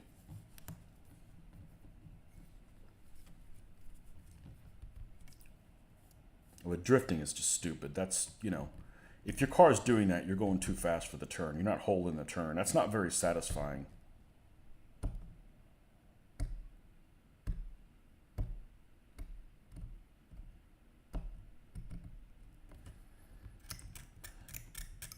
So they got a lot of really good residual value because they don't make those kind of cars anymore. They're popular for that type of activity. So I've heard, and so I've seen online. Because I'm not a car person, but I would love to have a lift. And I would love to have something you could tinker with. You know, because with YouTube, I feel like it's empowering. YouTube's empowering. You don't know how to do something, watch a YouTube video. I'm like, oh, okay, now I know what's involved in it. You'd be like, okay, I have a skill set, I can handle that.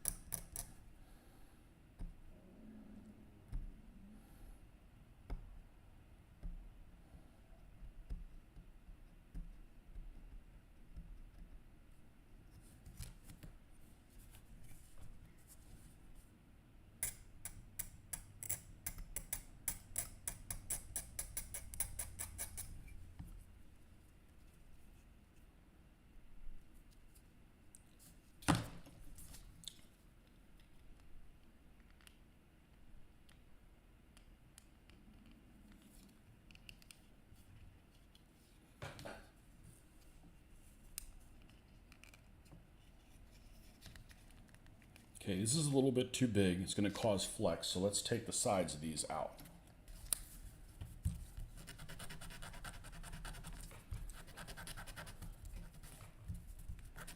This is shit 14-year-old will never do.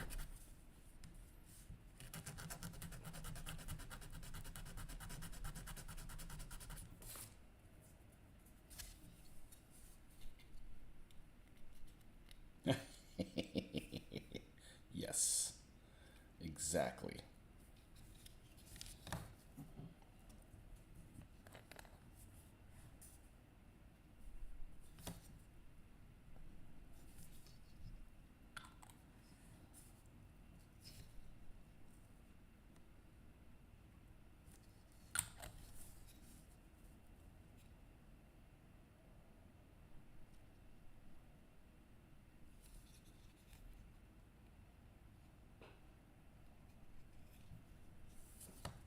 Now, this little guy goes back in here.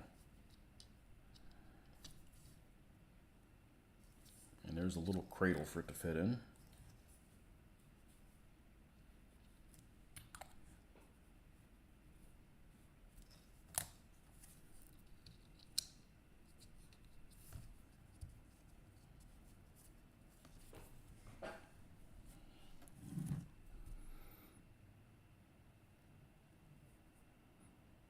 I don't see any of these things that would not work with this being glued top to bottom.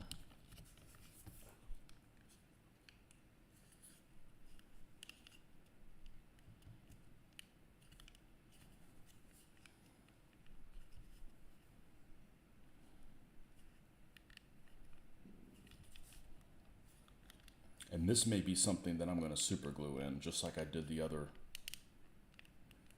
Czech 38.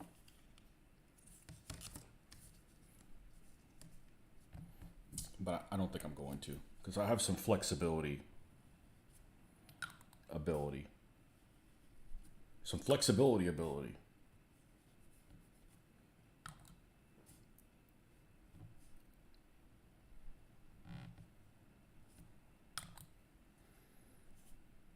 I used to use the Testors liquid stuff for a long time.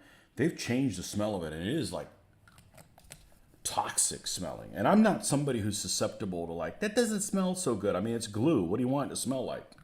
But that was just like extreme.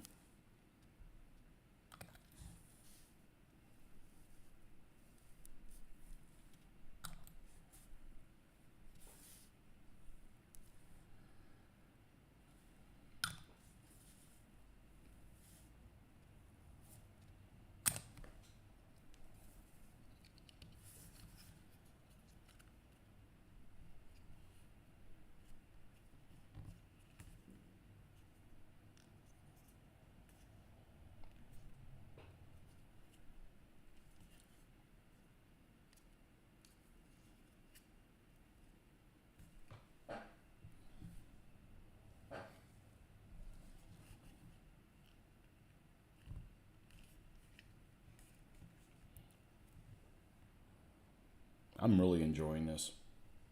And I like the fact that this is an old model. Like, it deserves some love.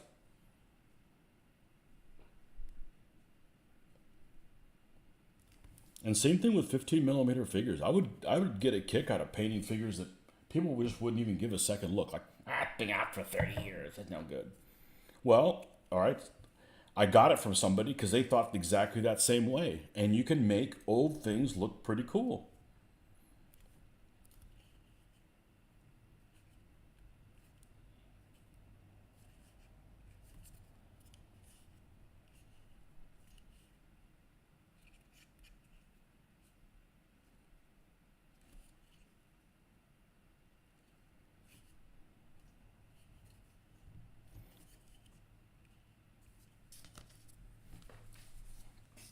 And I got crews and stuff for these guys. This is a fairly good looking vehicle. I don't think anybody goes and looks at a Vespa and goes, oh, that looks like shit. You know, it's a fairly attractive vehicle.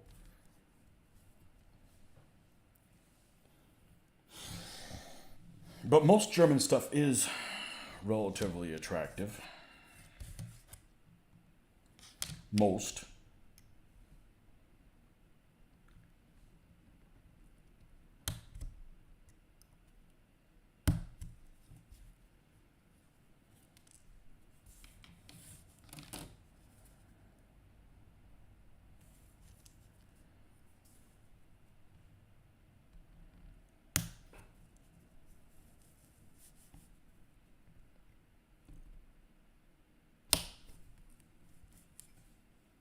There's exceptions.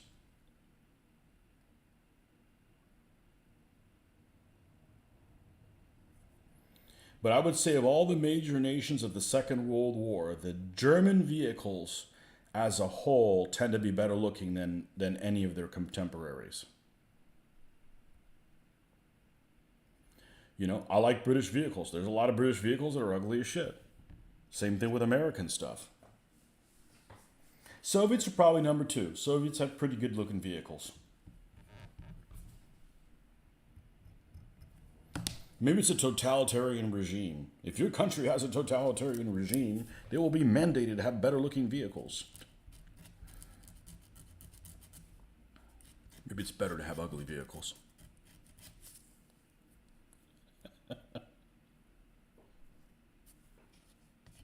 Okay, that should just slide in place, but we're going to test it anyways.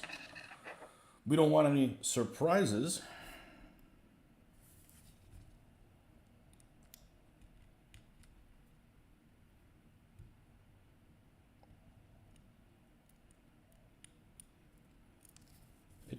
It could be a little bit less wide.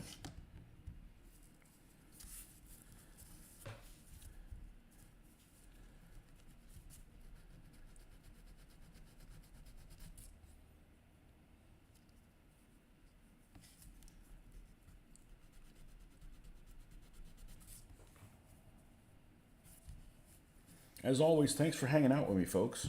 It's always appreciated.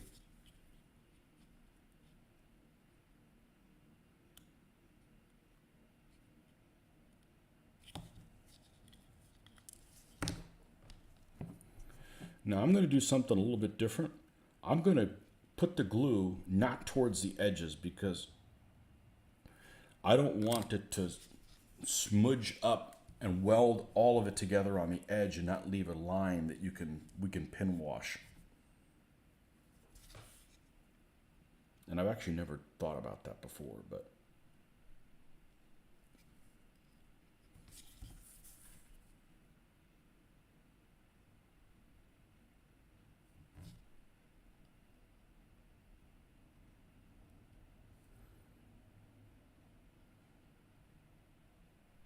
a piece of cardboard or something that was there. We need to take that off. Okay. That should hold just fine. Some of you don't like French stuff. They weren't getting any points for style back then. I don't know any of them are attractive. You're right.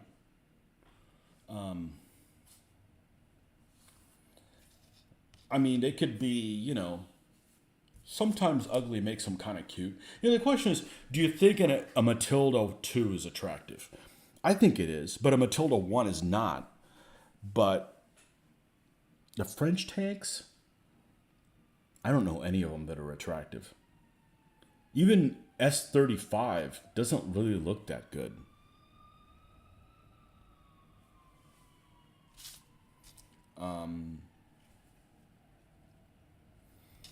Yeah.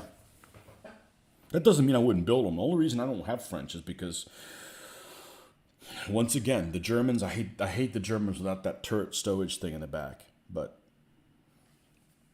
it's not because of the French.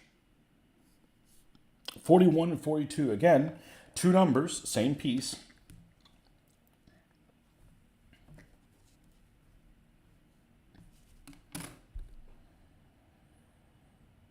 '41, '42. Here they are.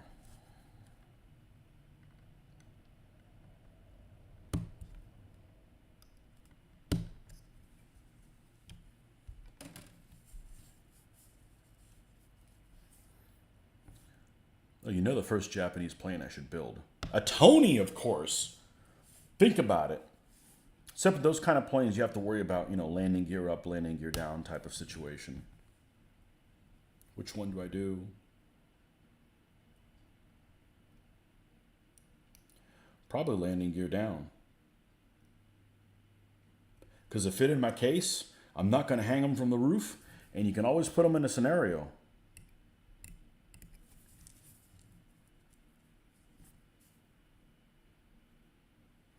A Tony. Poor man's Messerschmitt.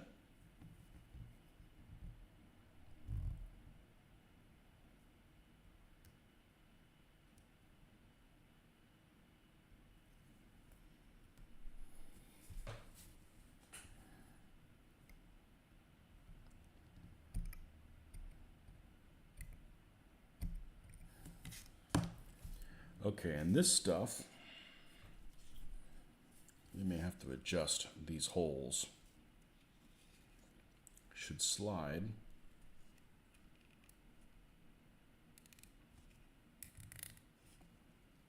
Dude, that one fits in great. Okay, excellent.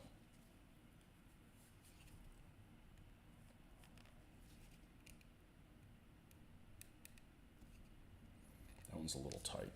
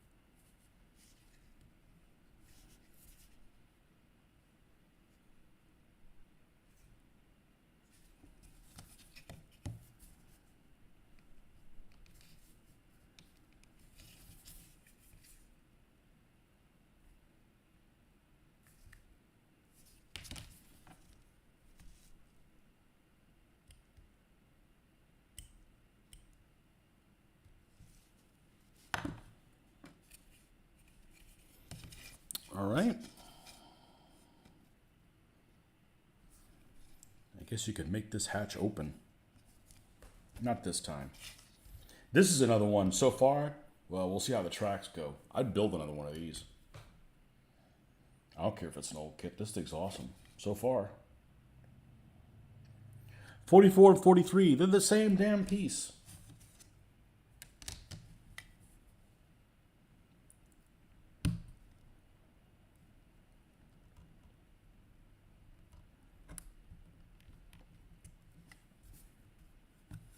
You know, the Germans, for having a lack of fuel, have jerry cans everywhere.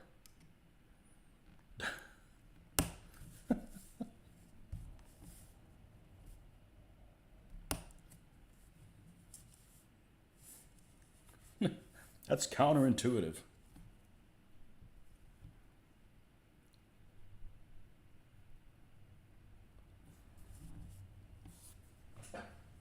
That's like having a country that is full of ugly women having whorehouses everywhere.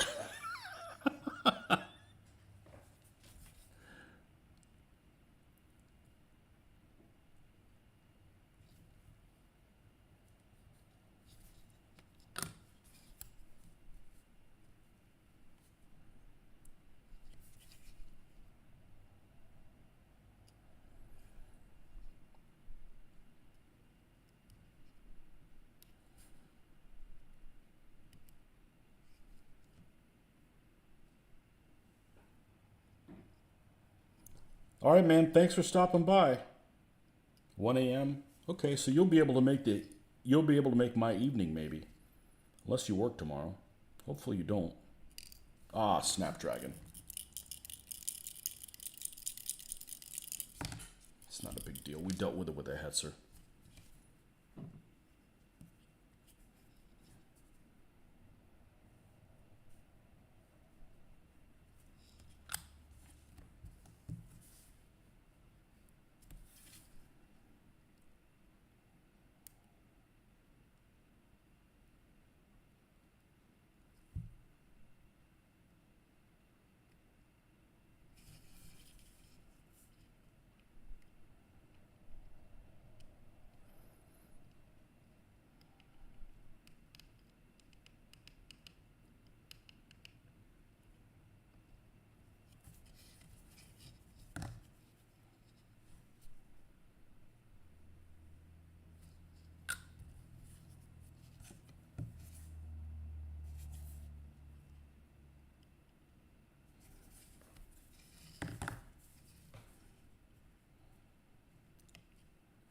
And we'll probably do the Hummel next.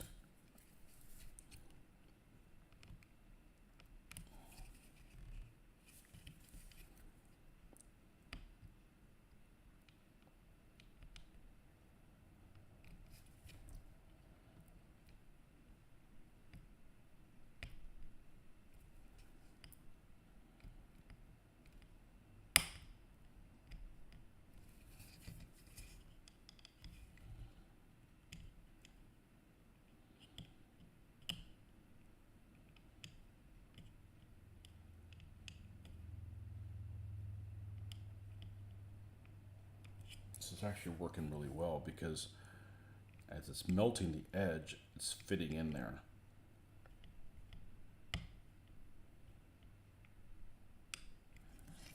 I'm gonna leave that just like that. It actually fit in there pretty well. Okay. I'm gonna go use a little boy's room. I'll be right back. I'm gonna put my glasses so I can find a little boy's room.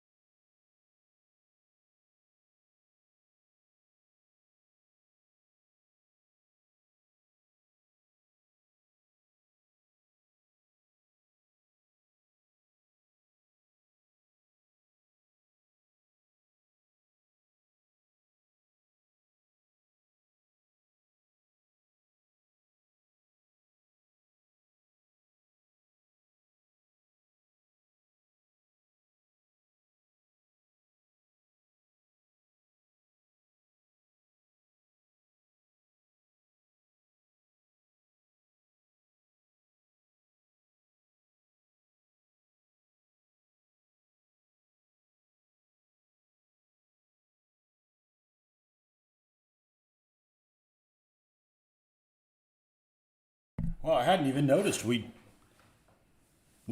worked right through that transom light 30.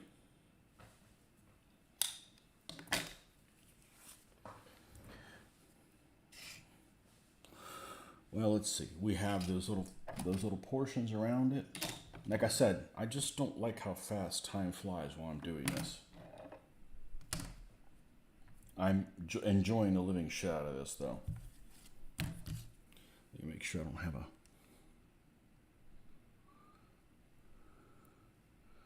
Nope. Nope. Okay. I don't have message sound turned on. So if I get a message, I won't hear it. I don't know why people do that. Bing, ding, ding. Like, geez, man, just leave me alone. I have all that stuff shut off. And then my wife gets angry at me because I do.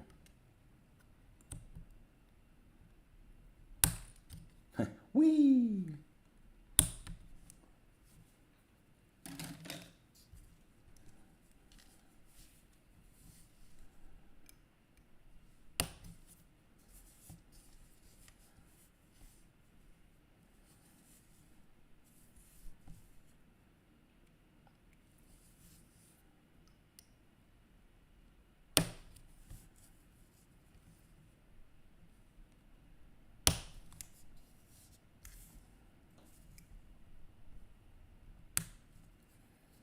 Now the back side of this has a sink mark that it's going to fit up against this, so we need to take that sink mark off.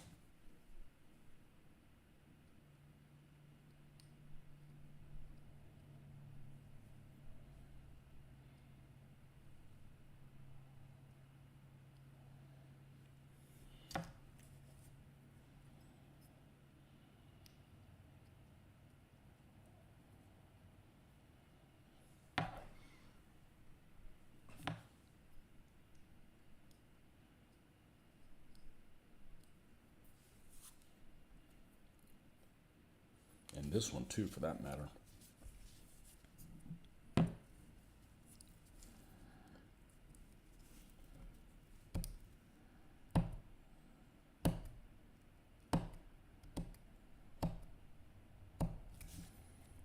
Okay.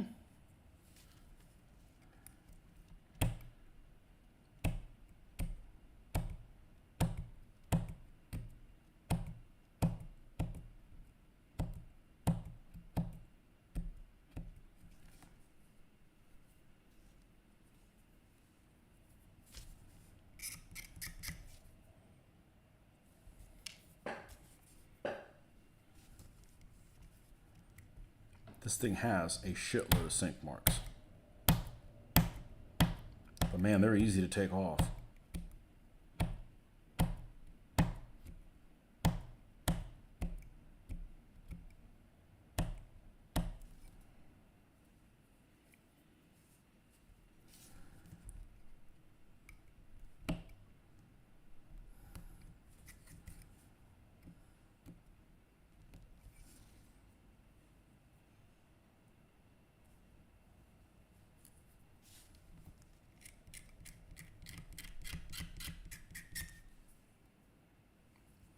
All right.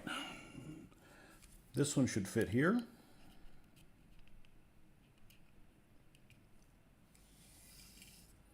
And this one should fit here.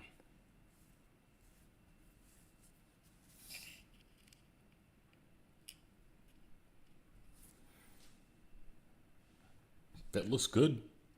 Let's do it.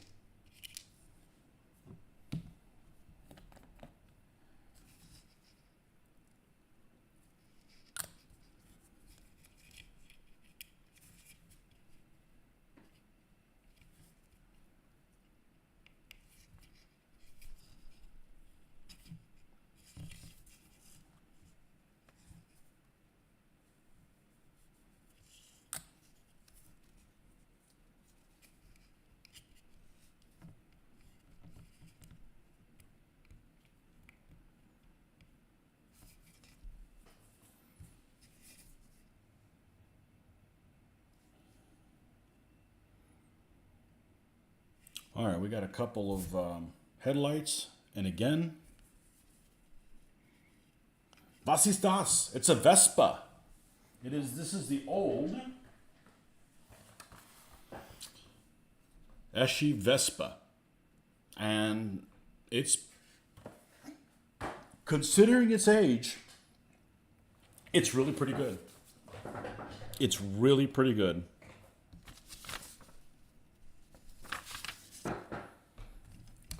I would build another one. I would definitely build another one. Okay, this little piece, like the spare road wheel.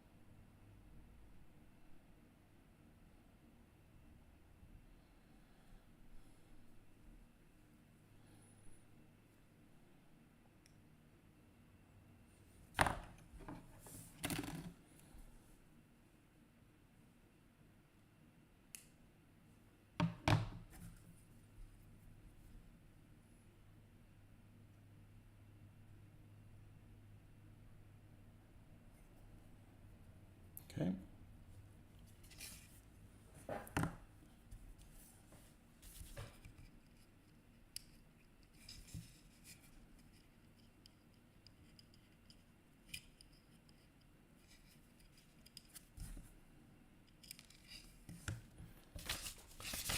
Let's see if there's a drawing of what it looks like with that spare.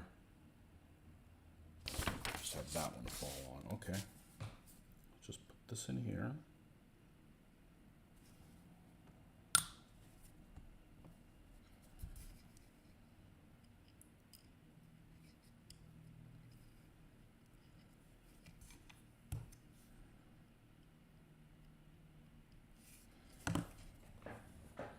All right, couple headlights. Only gripe about this thing, and it doesn't really bug me, but it's just kind of unusual, is they label every single piece the same, even though it might be identical to another one. 39 and 40, they're both headlights. They're both exactly the same, but they want you to put a certain one in a certain place. Well, I don't give a crap.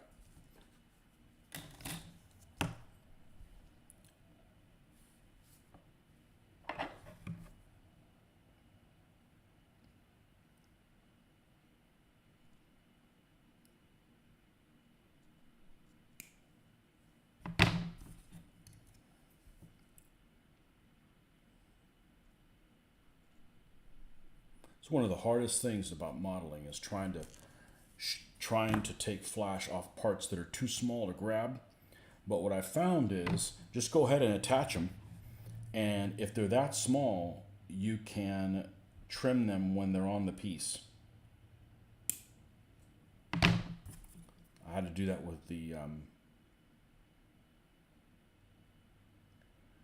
tow wire, the tow cable on the Panther. Okay, and these two are the headlights. This one, and this one.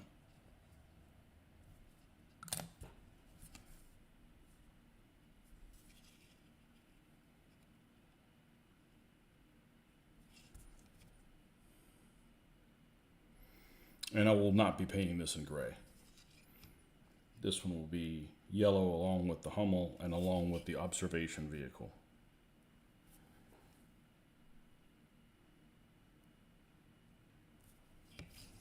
Okay, we have a pickaxe that goes here.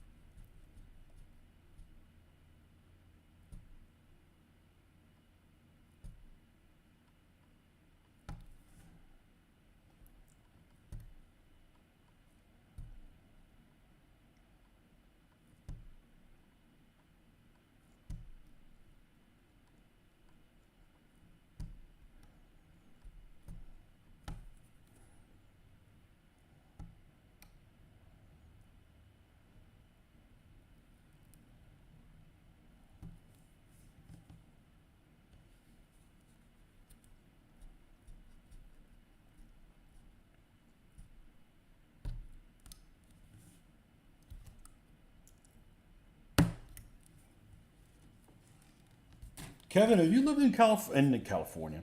Have you lived in Arizona all your life?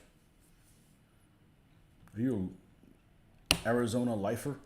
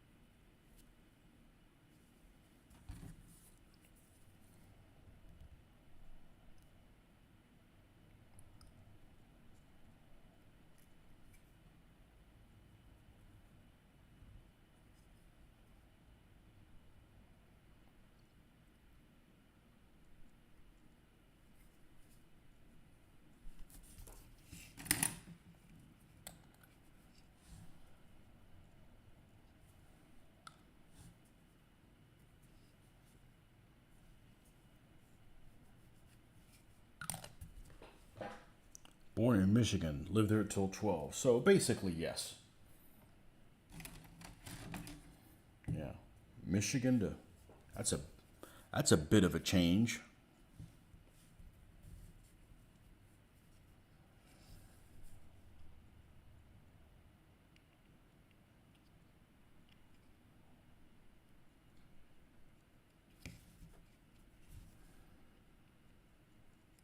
Okay, here's a pickaxe.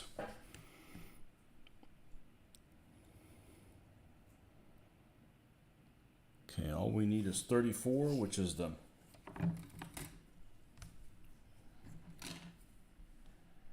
grabbing spot for the travel lock. And then the jack, the ubiquitous Nazi jack.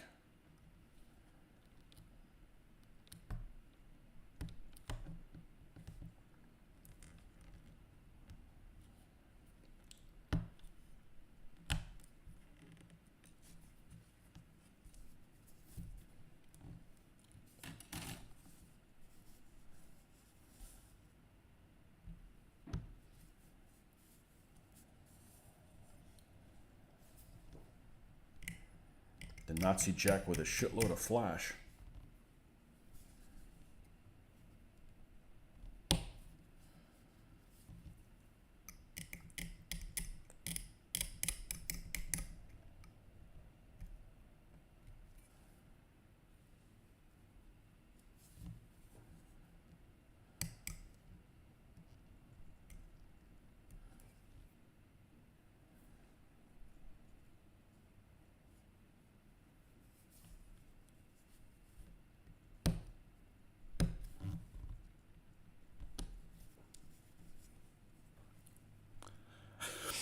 Had a late winter in Michigan when we moved out. Went from snow to 110. Oh, man.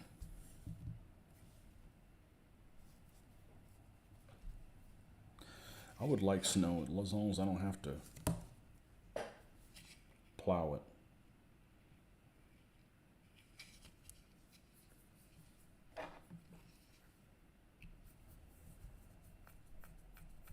There we go.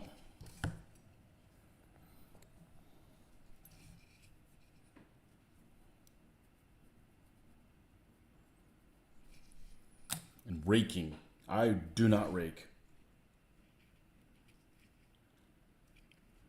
That's the one task I'm just not going to do again, ever. Bad childhood experience.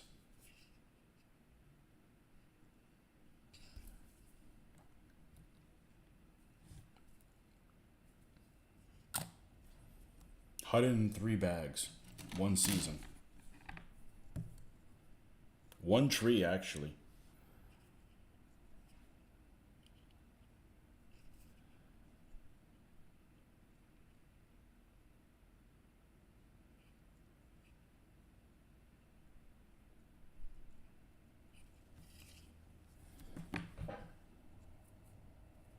Okay. Oh, it's nice they don't obsess with having to make sure that this thing rotates or something. Like, why are you guys so obsessed about rotating freaking stuff on here? How we do on time? 11? I feel like I can get this guy done. Where's the point where we put the tracks on? The end? I gotta see how these things fit.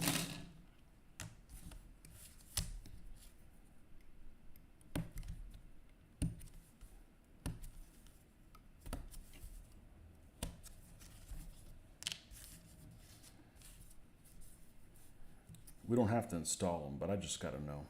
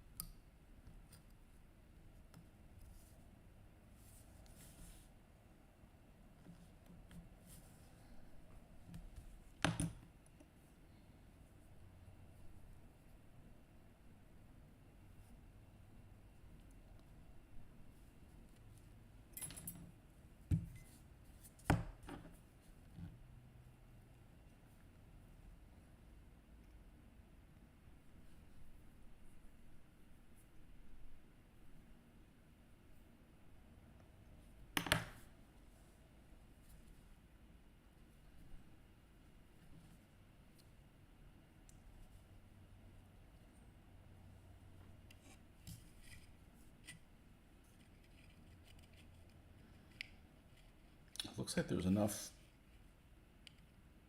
in it to be able to go all the way around. Okay, cool. That's good. And they're plenty flexible. I don't know how old this thing is, but they're plenty flexible. Good. I don't have to worry about that. All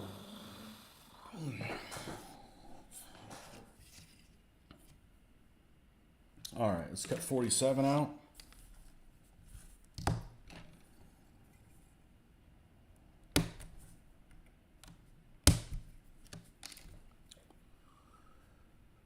$75 and $76,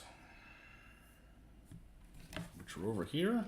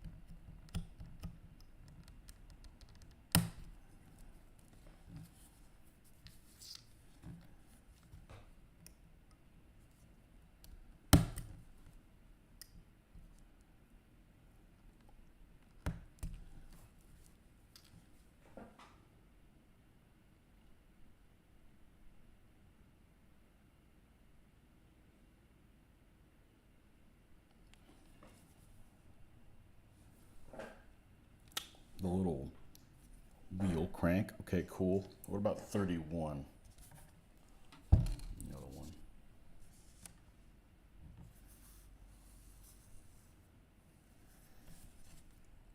It's like a shock absorber.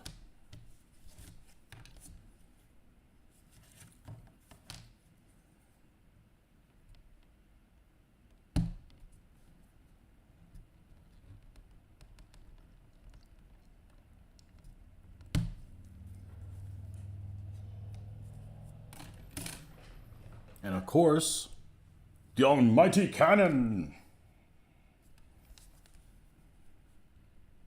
which will need to be drilled out.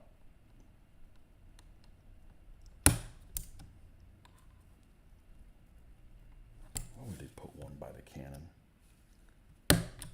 Woo! That was spooky.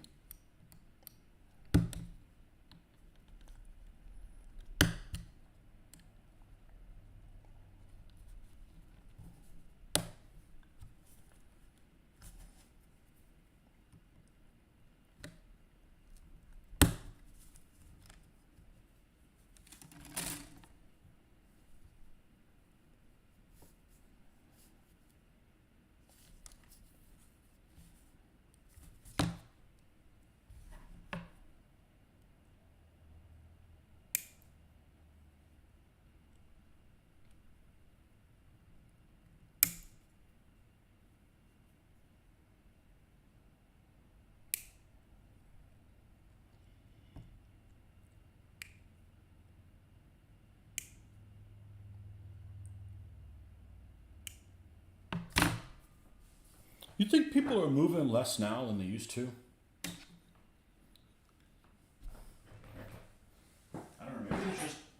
Maybe there's just more jobs available everywhere for everyone that people don't need to move. Oh, I do have those exact. I do have those. I do have the drill bits over here. There's just more jobs available everywhere, so people don't have to move across the country. Like if I lost my job, I'm not looking for a job outside of Florida.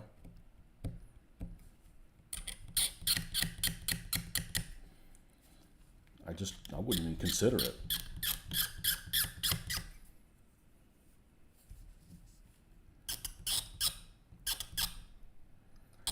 And my dad moved all over the place.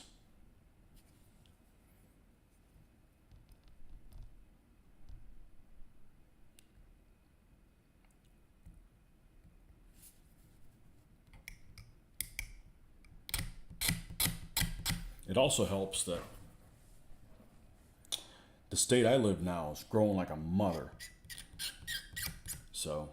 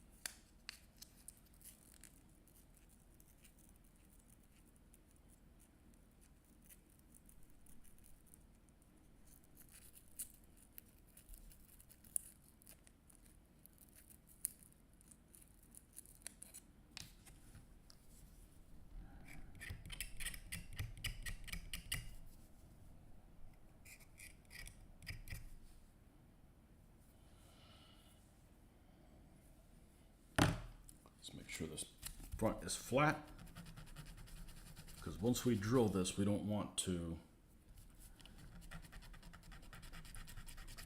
then try to sand this down.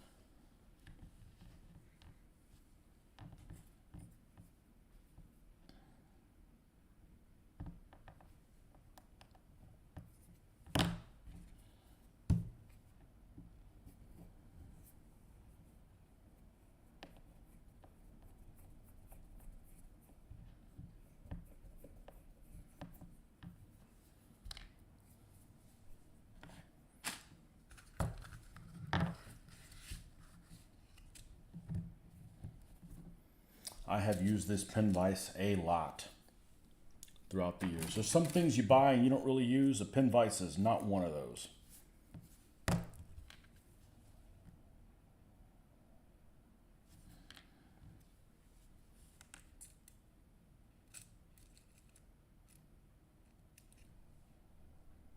Oh, this is one of them Chinese ones that the front of it's flat. Bye.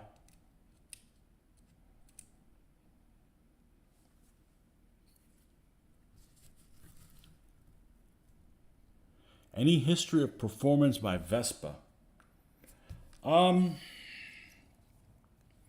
you'd only find them in a Panzer division, and you'd probably only find them in a Panzer division that was well supplied. It's not like it was that common of a vehicle.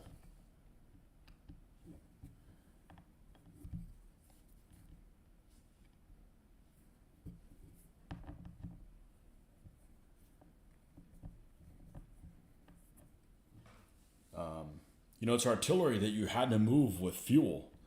And the Germans were short of fuel, so... The Germans were short of a lot of stuff. And the distances in the Soviet Union didn't make it any better.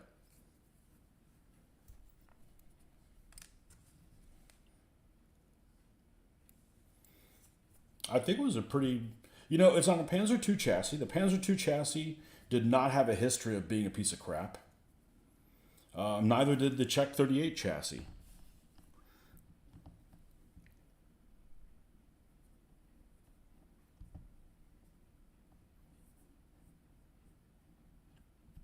Nice barrel. Am I going to go all the way through? Let's see.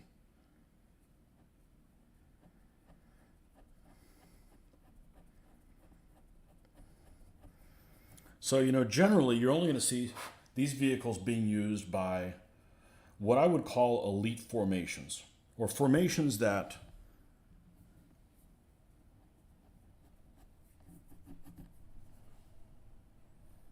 I'm not going to drill it all the way through because I don't want to know what happens when you get all those supports, but look at this. Well, if it would focus.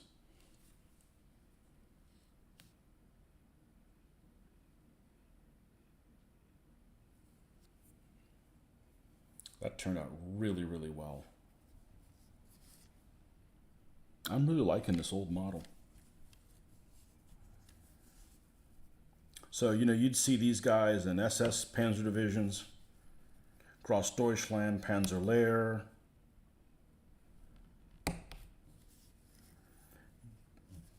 divisions of favored status, because there's a limited amount of these things. That's just my guess. It's my educated guess.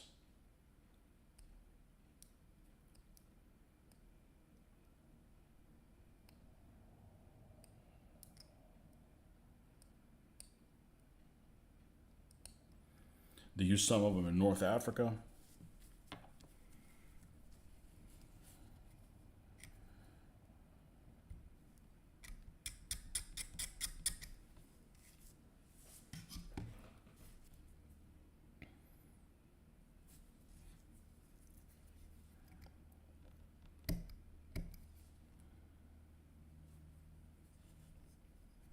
I don't think it was a vehicle anybody hated.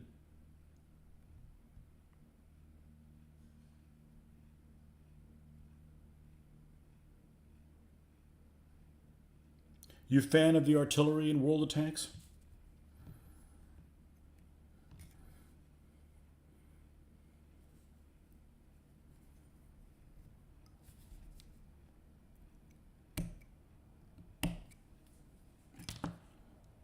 It's almost like a separate game, I think.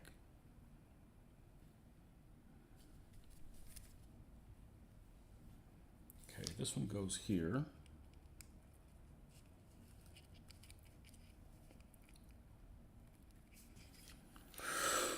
Well, we need to enlarge this, that's for sure.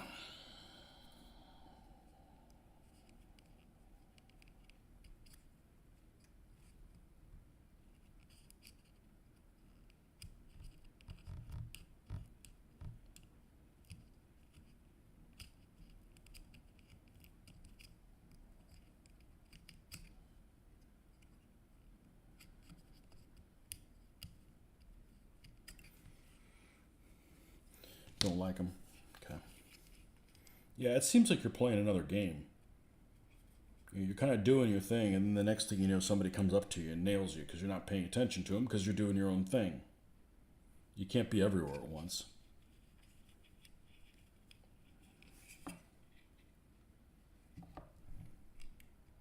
I haven't played it much. And a lot of the artillery vehicles are just flat out ugly. Su-12. God, that thing is horrific looking.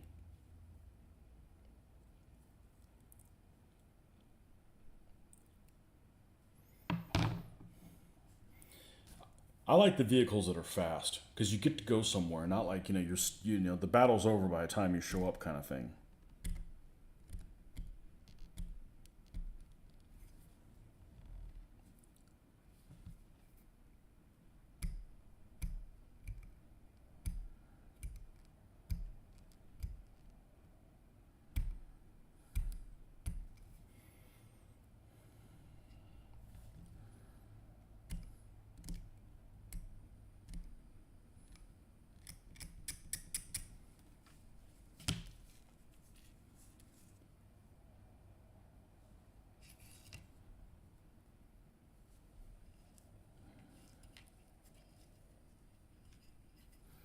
Oh, these are back asteroids. One's forward and one's reverse. That's interesting.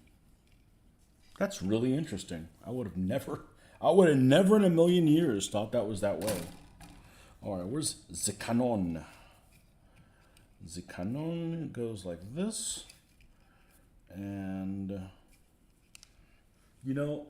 direct fire 105 millimeter HE is nothing to scoff at. You're going to get a bad case of the headache, for sure. Just want to make sure this all fits into place. So we're going to glue this thing in. We don't need to go up at some ridiculous angle. Seems like that works pretty well. I'm going to go ahead and glue this thing in place.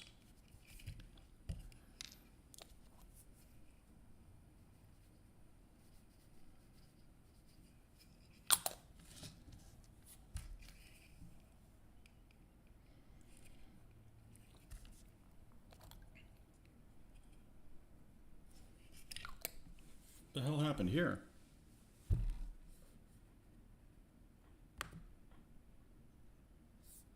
Have my mouse over it. I don't like these little mouse pads. I feel like they're sensitive at the wrong time. That's, I think, what happened. Is I had the cursor over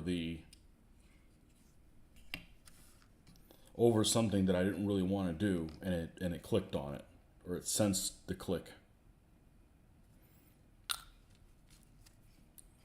As they say in Canada, whoop, sorry about that.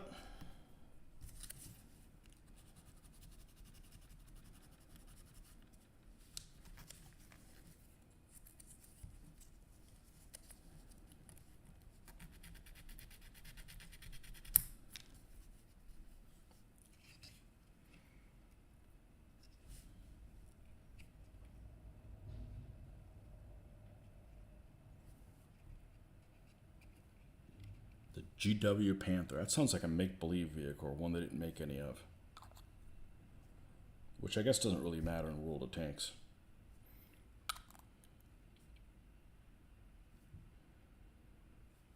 I was trying to think what my least favorite vehicle is. And there's certainly some, they just don't stick in my head, which probably is a good thing. Oh, I get tired of grinding with the frickin' Lee.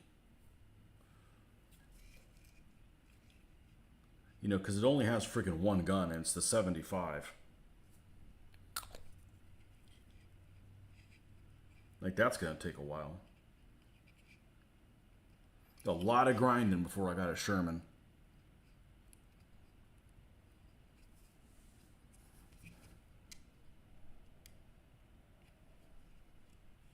But I honestly didn't know that you could, like, bypass certain levels. There's just some maps I'd never even want to see again. Hundersdorf, or whatever the hell is one of them. Like a city fight with freaking vehicles. Come on, man. And there's other ones I don't mind playing, and I actually like them quite a bit. Malinovka. I like the Kursk map, the Prokhorovka one.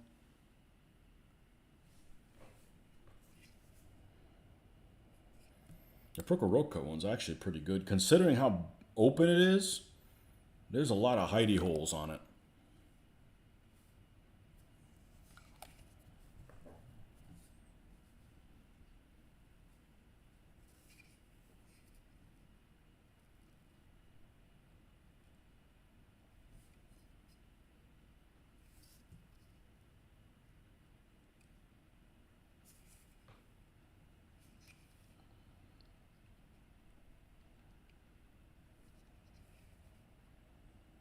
I think that goes like that. I'm going to have to trim that up when it dries out some.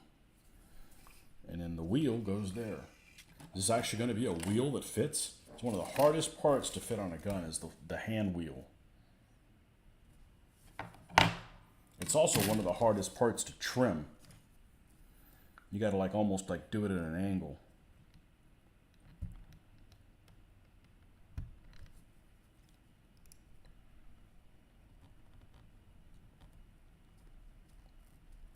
Cut it like an X, so to speak.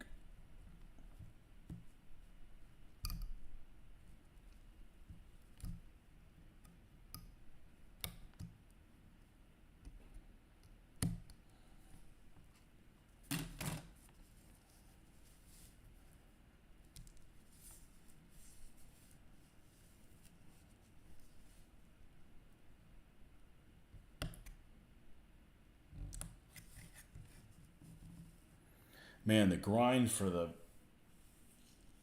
Hellcat took forever. I like the Hellcat a lot.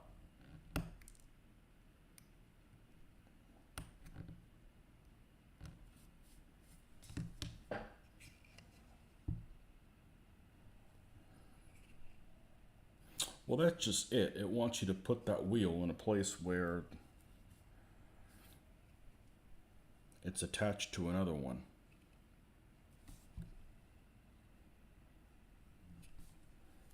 How's that going to work? Putting them tip to tip?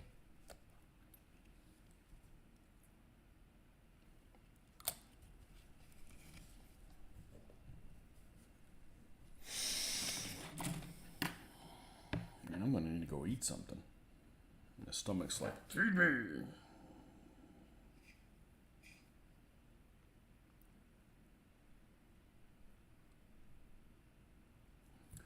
I just hope that stays in place. Okay, and 47.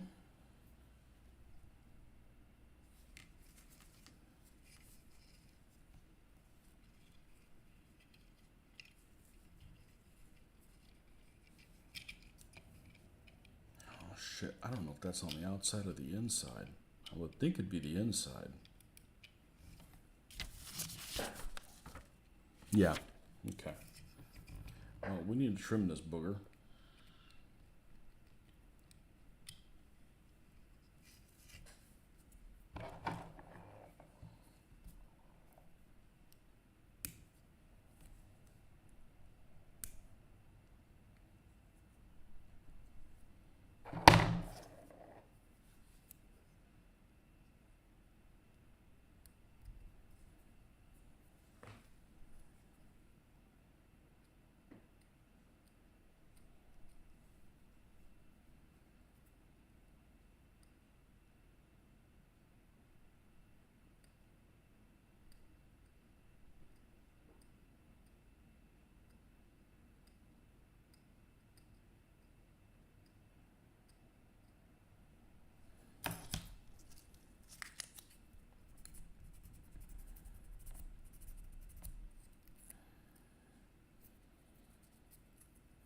Did you already have your big slot car race? Remember you said you had a slot car race that was coming up. I have a bad childhood experience with slot cars. And I know they were shitty ones, but I got one of those, probably Tyco. It was a slot car set, and I remember it was a Spider-Man themed slot car set. HO scale, you know, those Tyco type things with the snap together track. And it was a Spider-Man set, and it came with the Spider-Man car, which of course looked like nothing you've ever seen before. Just some make-believe with Spider-Man decals and some kind of crazy coupe. And a panel van, like a Dodge panel van that I think was black, and it said villain on the side of it. Like, I didn't even tell you what villain it was. It was like, it's whatever villain you want. And it never worked right. All those slot car things that were popular to give as gifts or whatever when you were, in the early 80s, late 70s, early 80s, they just never worked right. Now, I know you're not racing those. You're racing, like, real stuff. But, oh, thank God this thing doesn't have these. Sometimes these guns have these mounts that, like, attach to the back of the gun shield. Those are just a nightmare. Okay, I think we're ready to move off of that piece.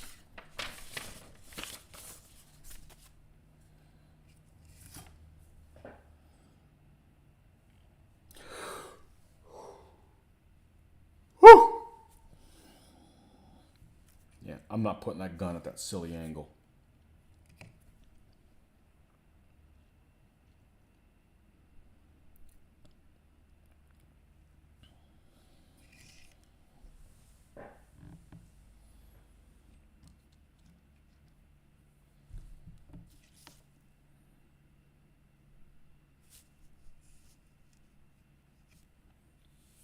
What time is it?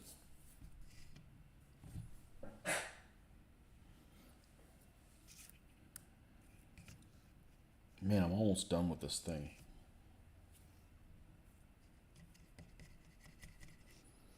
All right, let's power through it.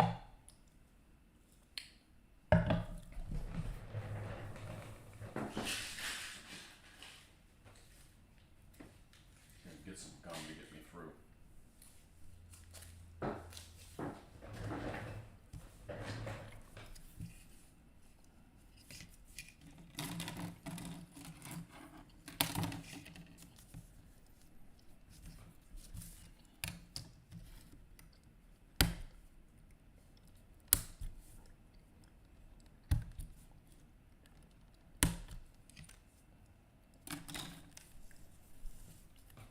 More sink marks.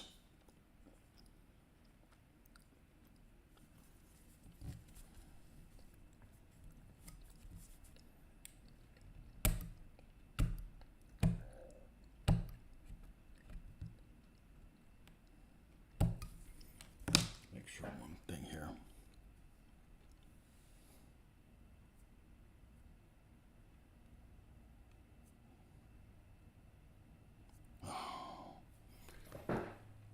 I'm going to actually disconnect. I got a phone call that came in, and we'll pick this up later this evening, more than likely. Thanks for stopping by, folks. And